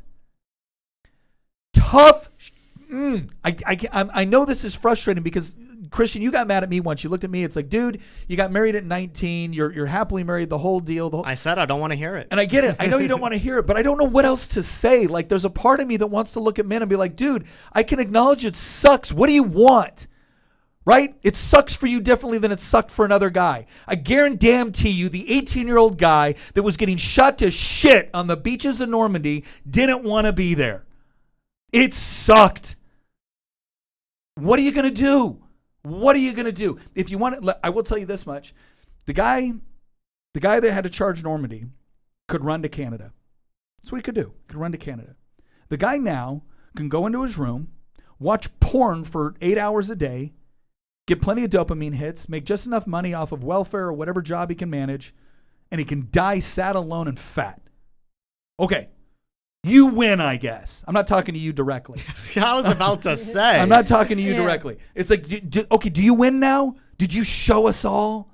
I showed you, Nick. It's not salvageable. Okay, fine. Then go be pathetic. I don't know. I'm not talking to you directly. I get it. I don't know what to say, man. I don't know what to say. Each generation has their challenges. I do know this. What's going to save us are men and women that refuse to accept it. Absolutely. Are men and women that refuse to accept it, that stand up, absolutely reject it. Some of those men and women are going to be people that went through it. Mm-hmm. And I mean went through it and bought into it and participated in it and are now coming back going, man, I was wrong. I'm sorry. I was wrong. And they're going to own up to it, and they're going to assume personal responsibility, and they're going to change their behaviors. Others are going to be people that saw it for what it was, but have decided to fight it differently. Yeah. Because they're going to refuse to be depressed. One of the things that Yuri Bezmenov talked about, right, one of the first stage in all of this, it wasn't take over the academic institutions. It wasn't infiltrate the military and engage in espionage. It was demoralization. It's silent. And it's quiet. It's not in your face. It was demoralization. And people are really demoralized. And I would say, good people, by the way, are demoralized. Good people. I mean, a lot in our chat, actually. And when Nick is coming down on like guys, it's not directed at everybody. And sometimes guys will take it as though you're rolling them all into the same thing. I'm not. But what it is it's just recognizing it sucks. The situation sucks. You can either rise to the occasion or you can let it defeat you, one or the other. Okay, so Trevor, there's no way in hell Nick is ever going to know what it's like until he goes through it. Trevor, I'm not going to go through it. I'm not going to go through it. Now, here's an important thing. You can ask, hey, Nick, why are you never going to go through it? Or you can just say, well, Nick doesn't understand because he's never gone through it. Do you want to go through it? Right? No, I had to go through different things. Other people in other generations have had to go through different things. And I am not sitting here telling you I completely understand what it's like to be going through your situation. I am not arrogant enough to say something like that. I realize that it sucks on a different level, and in some ways a more demoralizing level. I can understand that. I guess what I'm asking is, what do you want to do? Do you just want to give in to the demoralization? Or do we want to start asking questions about how do we get through this? Because I know this. I don't know a single man today, not 45. I don't know a single 25-year-old man or 35-year-old man. I don't know a single one that is working on themselves spiritually, emotionally, intellectually, professionally. I don't know a single one that feels as if they are worse off for having embraced those pursuits as opposed to saying it all sucks. So I'm not trying to make light of the situation. I'm expressing the inevitability of what needs to be done in order to improve it. And the good news is, dude, there's a reason why they want you demoralized. There's a reason why they want, if you didn't matter, if the way you looked at this situation didn't matter, they wouldn't care what you thought. They wouldn't waste an ounce of time trying to demoralize you as a man. If you didn't matter, you do. They're giving away the strategy through what they target. And so I don't know what to say other than that. If you live your life looking at the internet, so this happens to introverts all the time, because introverts, I hate to say it like this, but like the way I interact with the internet is very different than the way Nick interacts with the internet. Nick's an extrovert. He's going to interact with videos. He's going to interact with posts and commentary and things like that. I see all of it. I interact with almost none of it. And so I consume it, and I'm looking at all these different things, and the algorithm knows what to send me because, I find funny videos and I send them to my friends. But that's the only way I interact with things like that, is if something makes me laugh or it makes me think, I'll send it to somebody. That's my only way of interacting. I interact like an introvert. Nick interacts like an extrovert. All I'm trying to say is introverts have a tendency to see a lot more internet than they interact with. And so they end up seeing internet girls, like I'm talking about guys now, they'll see internet girls and just think all girls are like these internet girls.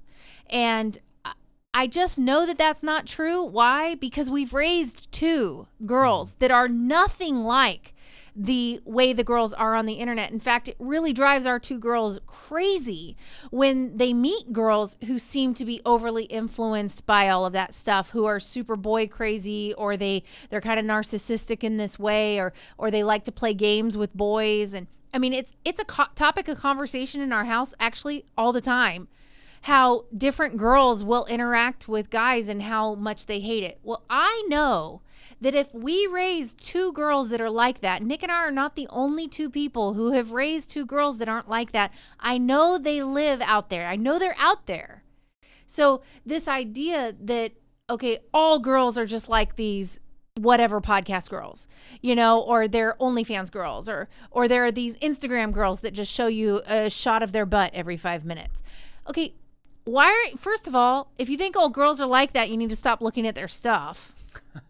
And secondly, most of the girls you want aren't even on the internet, or they're interacting with the internet the way I do, where I'm not posting a bunch of stuff. If I like whatever you're posting, I might send it to my friend. And that's how a lot of girls will interact with the internet, and those are probably the ones you're looking for. You're not looking for the ones that plaster their butt all over Instagram. Yeah. The deeper question that I asked earlier, and I think you at least partially answered it, was I think we all agree that we are living in a historically unprecedented era when it comes to this topic. I mean, when it comes to many topics, right? It's just, we're in an abnormality, right? And I don't mean this in the sense that, oh yeah, we have electricity and they didn't for thousands of years. I mean this in the sense that, like, basic institutions about how you should be living your life, basic intuitions about how you should be living your life, concepts that, again, predate government, predate civilization, like marriage, like children, like family, and many others as well.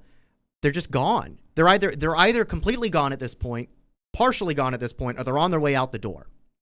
And in today's episode, is, you know, we're talking about marriage specifically. There's so much hopelessness. There's so much despair and blackpilling. Even still, I see comments from people that are like, I'm a young man and I feel hopeless. Some of them are angry. Some of them have gone down the red pill route, right? Some of them have gone down the black pill route.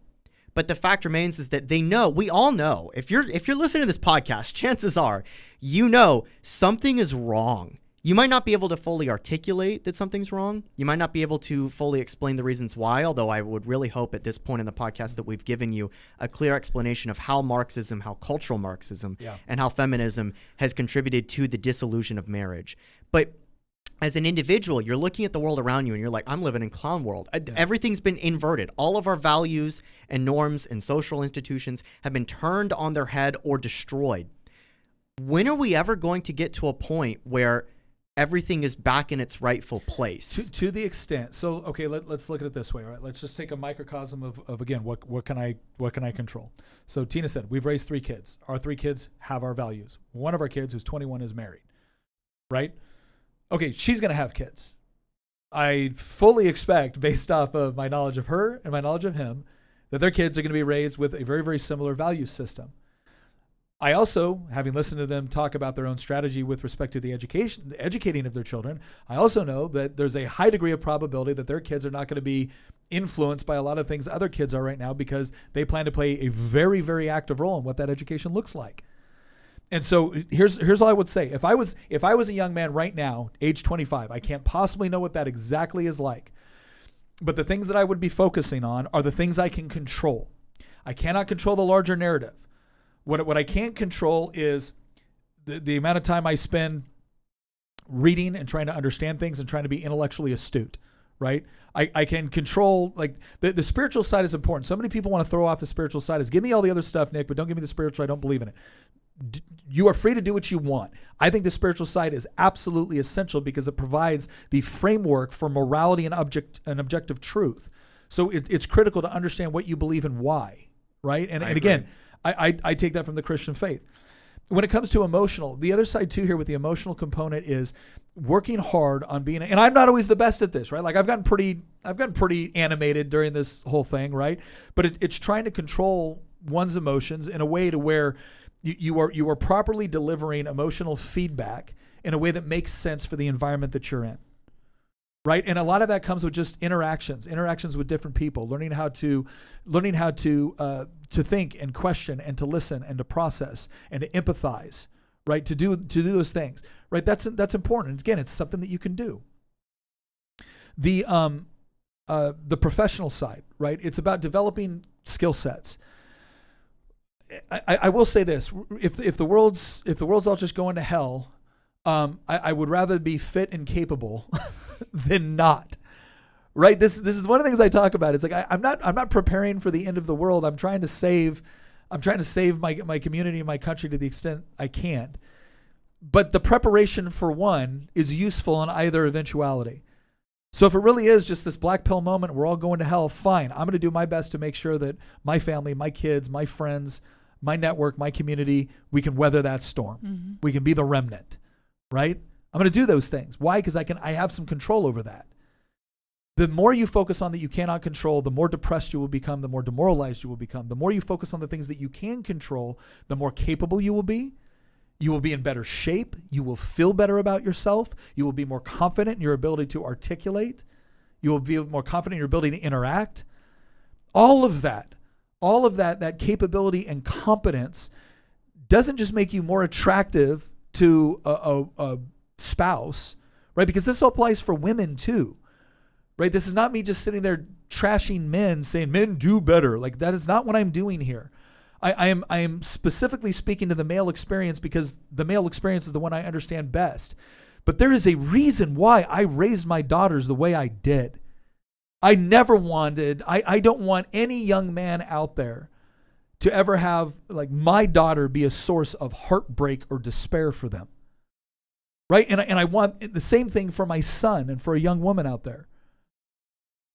Right? I want to be my son, the sort of man that a good woman looks at and goes, that's the one I want, right? I want my daughters to be the sort of person that a good man is attracted to, right? So it's interesting.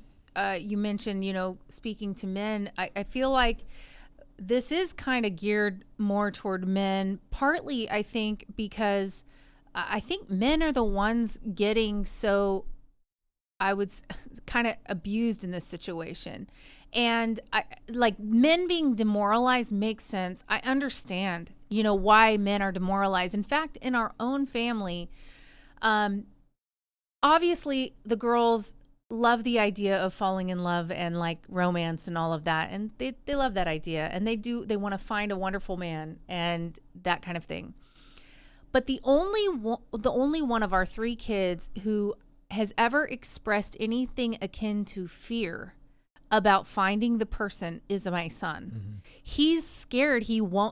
Not scared, but like I get he's that fear. Worried that he will find himself, 30 in like a flood of a bunch of hoes, and he won't want any of them. And he's worried he's gonna end up like me. He wants a traditional, and he wants a wife someday, and he has really express that as a worry, as a concern to him, because he sees it too. And so we're not coming at this from a standpoint of, well, we did it and it's going to be easy for you too. No, I'm concerned about it too, because I see my son and I know what he's going to be looking for, and he would love to find his wife. He's young. He's about to turn 19. He already wants to find his wife. That's what he wants. Yeah.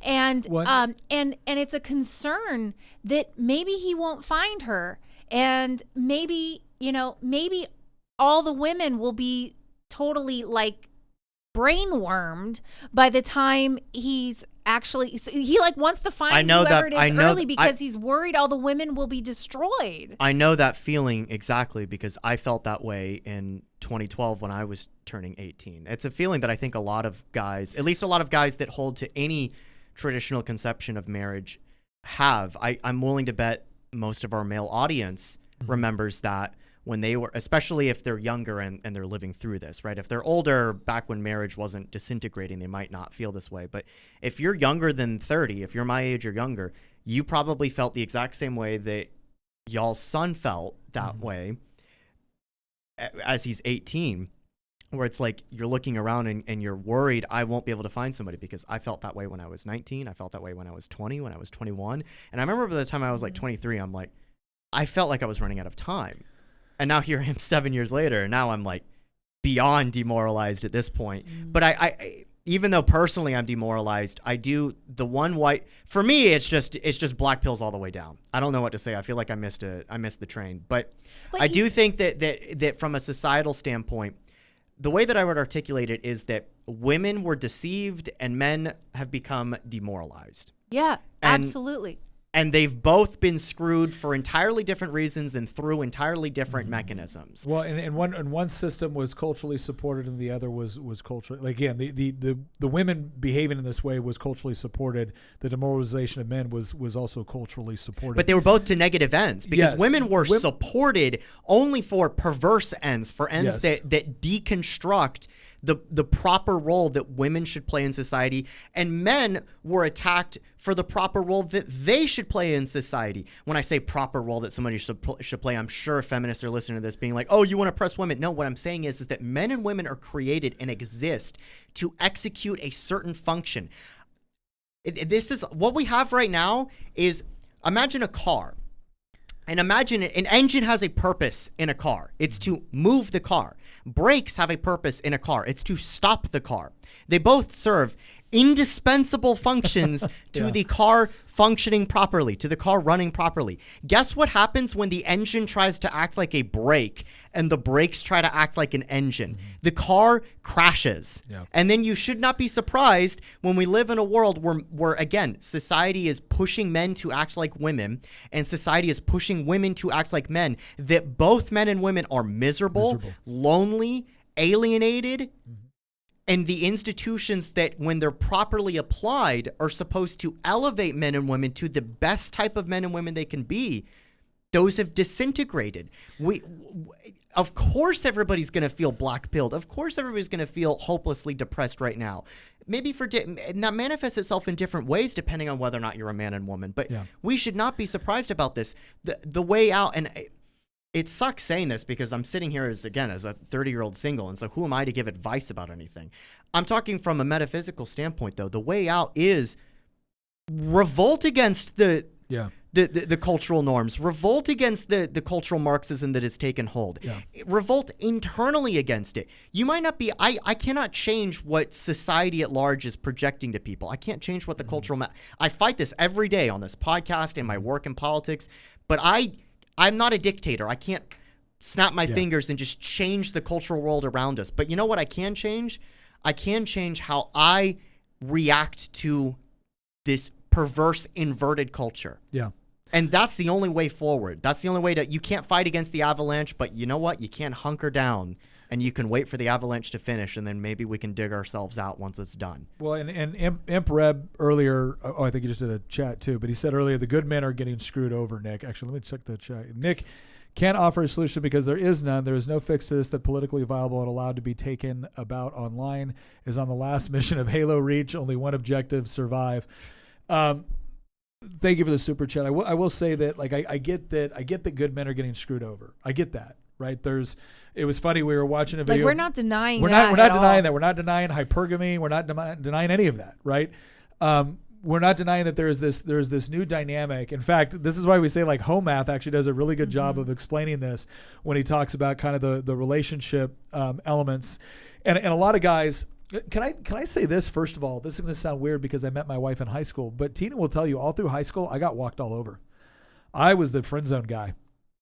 I was the friend zone guy all through high school because I was really, really adamant about this idea that I needed to be a good man, or I needed to be a good guy, not a bad boy, right?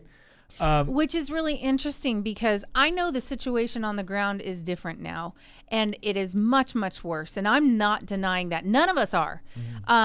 It sucks. It's just that, are you going to weather it well, or are you going to give up? But I just wanted to point out one thing. When I met Nick, and I know we're in a completely different situation, but even back then, even 25 years ago, I looked at Nick and I was like, he's different. He's like a better man than most of the guys I'd ever met. And that had to do with was honorable. He was honest. There were things about him, the very thing about him that put him in the friend zone for a lot of girls was what attracted me to him. And it's the fact that he wouldn't just play with people's feelings. He wouldn't just do that type of thing. He was different. He was honorable. And that was really, really rare 25 years ago. And so I can only imagine how rare it is now. And that's just it, is it's like you're not trying to attract the girls that are going to shove you in the friend zone over that. You're trying to attract the girl that's attracted to it, because to her, she values the same things you do then.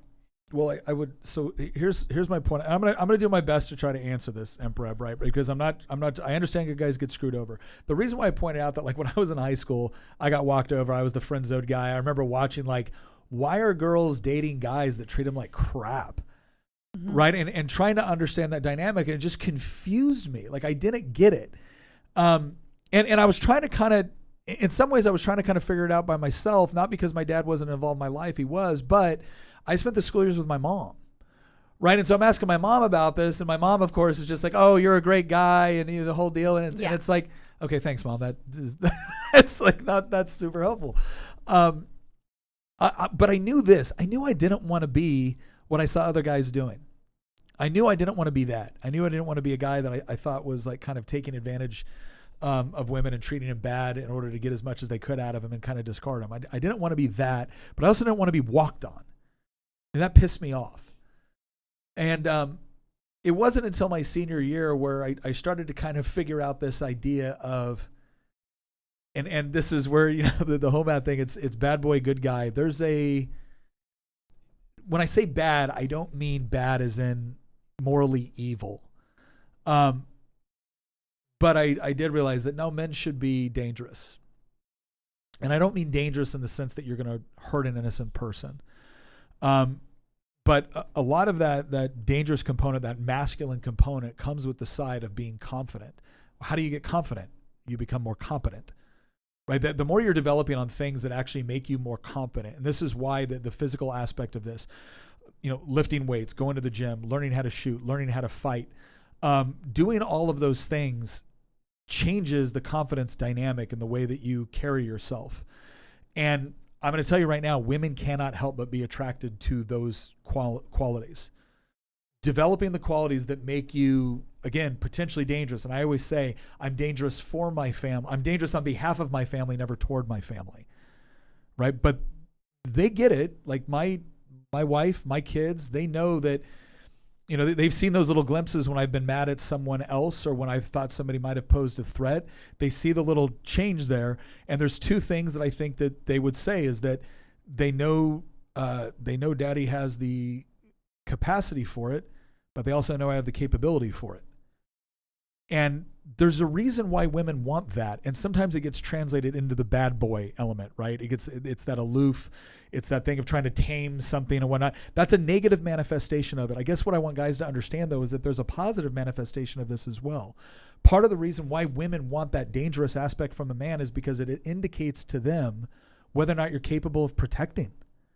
Are you capable of protecting? If you're just the nice guy that kind of gets walked over and whatnot, well, then they're going to translate that into, is he going to get walked over when I need him to be able to be strong? And so some of the easiest things that a guy can do in order to develop those capabilities are, again, go to the gym, learn how to fight, learn how to shoot. And it's not because your girlfriend desperately needs you to protect her from bandits all the time, right? It's not about that. It's about when men develop those capabilities, it changes the way that we feel about ourselves. And when we start to display that sort of confidence that if I needed to, I could, and if I needed to, I would, that confidence gets exuded into other things, and women are attracted to it. And it's not a bad thing for women to be attracted to it. It's just that unfortunately, a lot of times it translates into being attracted to the bad boys. Now, there's a whole other conversation to talk about right now, and this is the fact that the internet and social media has changed the male-female dynamic in ways that technologically, I think very, very few things throughout history have. You could argue that, birth control not only changed the dynamics for women with respect to, having more control over their sex lives, which is to say that physiologically they could prevent birth from taking place, right? And then abortion is like, and if it takes place anyways, now they can eliminate the kid, right? So that was advertised as this liberating component. Another thing that's happened with birth control is it changes the way women hormonally, the way they respond to men, the way they interact with men, what they're attracted to men. They're seeing it now where women have been on birth control ever since they were 16 because the doctors just push it at them. Mm-hmm. And keep in mind something, right? Well, they started off like, oh, we need to clear up your acne. Let's put you on birth control. And then it's the fix-all for everything. Keep in mind they are pushing birth control on women at like 12, 13 years old. And this is not just something to prevent them from, again, clearing their acne or preventing menstrual cramps or preventing pregnancy. This is interfering with chemicals that are taking place that are part of a woman's natural development. And they've seen this now. There have been longitudinal studies where they've actually seen it where women have been attracted to a certain type of man when they were on birth control, and when they went off of it, they were no longer attracted to him. And that's a real problem when you married the guy. Yeah, and now it's really affecting the gene pool. So I think I still get it. Doesn't matter how many say, it doesn't matter. MC says Nick downplays young men's pain. I don't know how many different ways. Here's what I'm going to tell you, man. I'm not downplaying young men's pain. I'm going to downplay that comment. And I'll tell you why. Because I'm just kind of tired of it, man. I don't know what to do. I don't know how many different ways I can sit here and tell you. I understand that I'm not experiencing what you're experiencing. I'm understanding that the world and the dynamics have changed. I understand that, right? What I am going to say on the other side is, if you would like to just be content in talking about how bad it is and just giving up, dude, this ain't the place. This is not the place for you. I don't know what to tell you, man. I got nothing for that mindset. Right? If you're going to say it sucks, I want you to acknowledge that it sucks, but is there anything I can do about it? That I can work with all day. I respect that because it's not one that's rooted in this concept of just absolute defeat.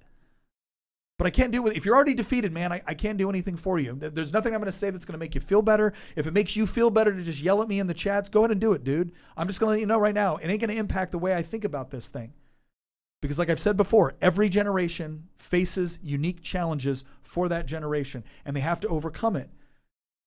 And again, the only thing I can say that might be hopeful to somebody that feels completely demoralized or depressed at this point, or feels like they're not being properly appreciated, is if you didn't matter, you wouldn't be targeted as much as you are. But all I can say is, in the meantime, fine, hate me all day long, tell me that I don't understand what it's like, tell me that, fine. Tell me that and then go to the gym. Tell me that and then go learn how to box. Tell me that and then read more. Tell me that, and then here's the other part I want to mention too. Tell me that, do these things where you develop your own competence and capability, and then go into the environments where you think you are most likely to find the sort of woman that would appreciate it. Because yeah, if it's on the Whatever podcast, you're probably not going to find a lot of women on there that appreciate the sort of man you're trying to become. If it's at the club, you're definitely not going to find a lot of women that are trying to appreciate the man you're trying to become. And you don't want them. And guess what? And I get it, even at church, it may not be what it was 10, 15, 20 years ago, but it's more probable, right? Find the events, find the groups, find the organizations for which there is shared values, and spend your time there. Not because it's a guarantee, but because the level of probability increases exponentially that you're going to find the sort of woman that appreciates the sort of man you either already are or the one you're becoming.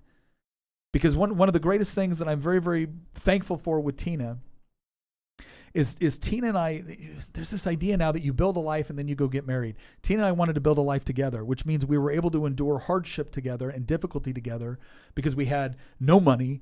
We both grew up in broken homes. We both grew up in situations where but we had each other, and that's what we were going to focus on. We were poor, man, and we weren't taught how to fight right either. Because coming from like a family of divorce, you don't learn how to resolve differences. You either have a situation where mom and dad never fight, and then the moment you see them fight, it's all over. And so now to you, any conflict means it's over. Or you see families that never get along, who fight like crazy, and it's always backbiting and anger toward each other, and it's dysfunction. And, like, neither of us were taught how to fight right. We had to learn together how to fight right. Yeah. learn how to communicate together. And so just because we have a 25-year marriage that I think is amazing, doesn't mean that it was always just an easy marriage. It was just lucky, I guess. I guess we just hit the jackpot, right? No work whatsoever. We had to fight. We had to fight with and for each other.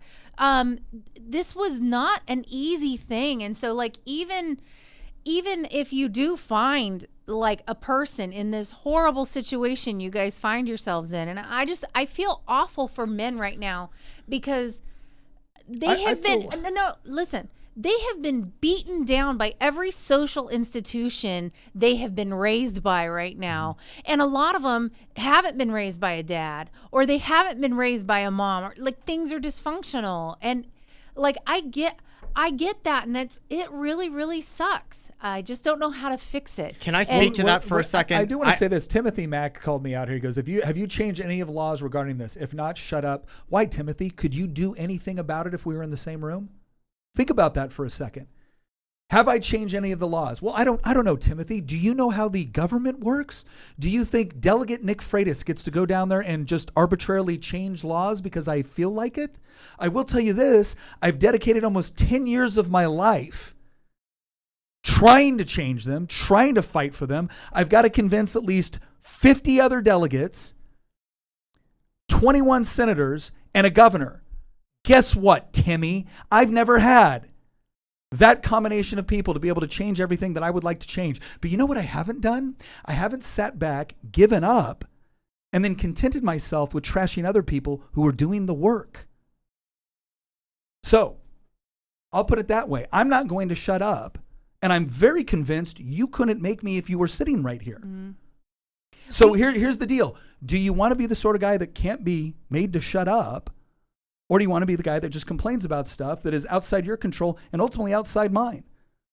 You don't get to tell me I haven't put in the work to try to change it. I have. But if you're going to sit back at a safe distance, close enough to see the fight, but never close enough to get any blood on you, you don't get to lecture the people in the arena. One more thing needs to be said on that front. If you think we're going to fix this problem by voting harder, you don't understand the nature of the problem. This is an existential problem that deals with the dissolution of institutions that predate government.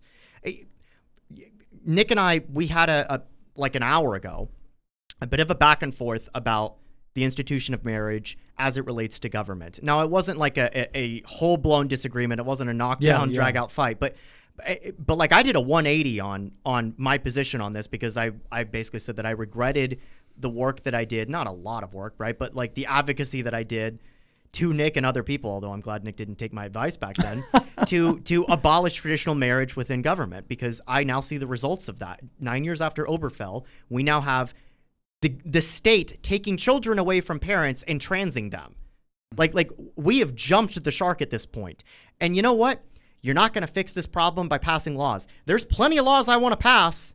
We had a whole nother podcast where I said, no, it's time for the right to take power and wield it to defend that which we love. And I'm sick and tired of this whole pacifistic surrender, victory is a violation of your own principles, interpretation of conservatism. There's plenty of laws I want to pass. Yeah. There's plenty of people on the left that I want to go after. There's plenty of ideologies on the left that I want to go after. But if you think just passing laws is going to fix a quite frankly, a spiritual disillusion of understanding the values of some of these things, I'm sorry. Marriage is not a financial transaction. Yeah. Marriage is not a physical transaction. Marriage does not just exist within the realm of government. That's one thing that the libertarian mindset does get right on this, that it's deeper than that. I disagree with them in terms of whether or not we should be enshrining it within the state. I actually do think we should for different reasons. But I think that we should because I think marriage is deeper than just a piece of paper that the state recognizes. It is a sacred institution. And when people don't believe that it's a sacred institution anymore, when they take an egalitarian, secular, materialist interpretation of this, financial transaction interpretation of this, as we increasingly are seeing nowadays, a free love interpretation of this, you shouldn't be surprised when people don't treat it as sacred anymore. Because people don't believe that sacred even exists anymore. Yeah. This is not a problem that you can simply vote your way out of. It's an avalanche that is swallowing civilization, swallowing the West, and eventually will probably end up swallowing the whole entire world. You're not going to be able to vote your way or legislate your way out of that. The only thing you can do is you can say, I see the avalanche that's coming. I'm going to dig the foxhole. I see the avalanche that's coming. I'm going to move out of the way. My best piece of advice that I can give to you is it's probably smart to distance yourself from things that are inevitably going to collapse. And the feminist, Marxist, cultural, progressive worldview is destined to collapse in on itself. Yeah. It is inevitable. We're seeing it happen in the existentialism and the nihilism and the social isolationism and the depression and the mental illness that is playing out in society right now. We're seeing the fruits of the labor of the cultural Marxist takeover of our society right now. We know what's going to happen. If you're on the right, the whole reason you're fighting against this is because you know the consequences of what will happen when they win. Okay. I'm telling you, they've already won. We're now living through the consequences of it. You need to steel yourself for what's to come because it's going to get a hell of a lot worse before it gets better. It's true. I think a lot of times one thing that just kind of stands as that is true across the board when it comes to our worldview, and this is about relationships, and it's also about the broader societal situation we find ourselves in, whether it's political, spiritual, anything else. You know, look, we know that everything is spinning off into entropy. Things are decaying around us. And we know that. And the Bible tells us that's going to happen, right? And just because everything is, there's a lot of things that are bad. And just because it looks like we can't save this situation, or just because like one person, somebody personally is feeling like completely defeated, and I get that, doesn't mean that there isn't still fight to be had.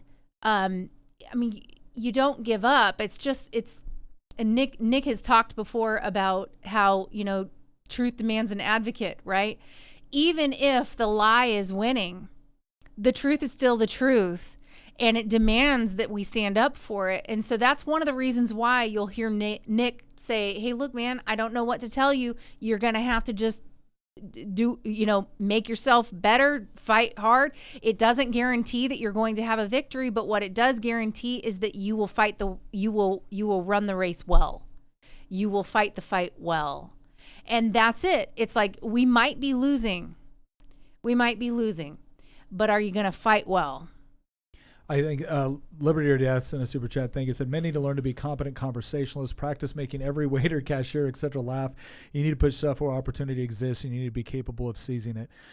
That's all true. And here's what I want to say, because I know we're going to wrap this up. Look, I appreciated spirited conversations. Christian and I, it's funny, Christian and I have had conversations before where we've been friends for a long time, and both of us are very passionate in what we believe. And there are times where we'll be yelling at each other and the whole deal, and it never, I would certainly say it doesn't impact our friendship, because I think both of us know, and Tina and I know this too within our marriage, is that ultimately we're on each other's side. And we do have shared values. And sometimes we disagree about the operational environment that we're in, about the nature of it. Sometimes we disagree about the way through. But I've never had to wonder if Tina and I were on the same sheet of music with respect to what we believe. I don't have to wonder about where Christian is in with respect to the values that we share. And I have to tell you, that's one thing too that I would just tell guys or women or wherever you're at right now, that if you're demoralized, surround yourself with more of those people. Because there are definitely times where I am frustrated, I'm upset, I'm angry, and I tend to be a fairly optimistic person overall, but there are definitely times where I feel like this is beyond. I gave a commencement address. Sorry. I gave a commencement address to a room full of students. And the way I worded it is, I said that from the moment I held my firstborn, I knew that my mission in life was to make the world better for them, better for her, better for my son, better for my youngest daughter. And here I am 21 years later, and it isn't. And that was a very, very frustrating reality. And a part of me didn't want to accept it, because I felt like I've been doing the right things, right? I've been fighting the good fight. But it is the reality. And I wasn't going to do those students any favors by pretending like it wasn't. But the thing that I tried to leave them with on the other side of it was this. I don't think God is confused. And look, if you don't believe in God, then maybe this isn't relevant to you, but I do. I don't think God is confused. And the thing that has always given me a great deal of not only a sense of purpose, but a sense of peace is that verse in the New Testament, which says that he will give you the peace which surpasses all understanding. And the reason why that verse has become especially important to me as of late is because everyone understands peace in the midst of prosperity and security. It's the natural order of things when everything's going well. But I was promised the peace which surpasses all understanding. And that's the peace that you receive in the midst of chaos, in the midst of rebellion, in the midst of depression. And I don't want to make light of what's going on within our country, and I don't want to simply try to dismiss it as if it's all just going to, if we all just do the right thing, and if we all just, doing the right thing is no guarantee that you are going to get all the things that should come with doing the right thing. That's another thing my faith promises me. My faith actually promises me that I'm going to be rejected, that I'm going to be despised, that I'm going to be fought.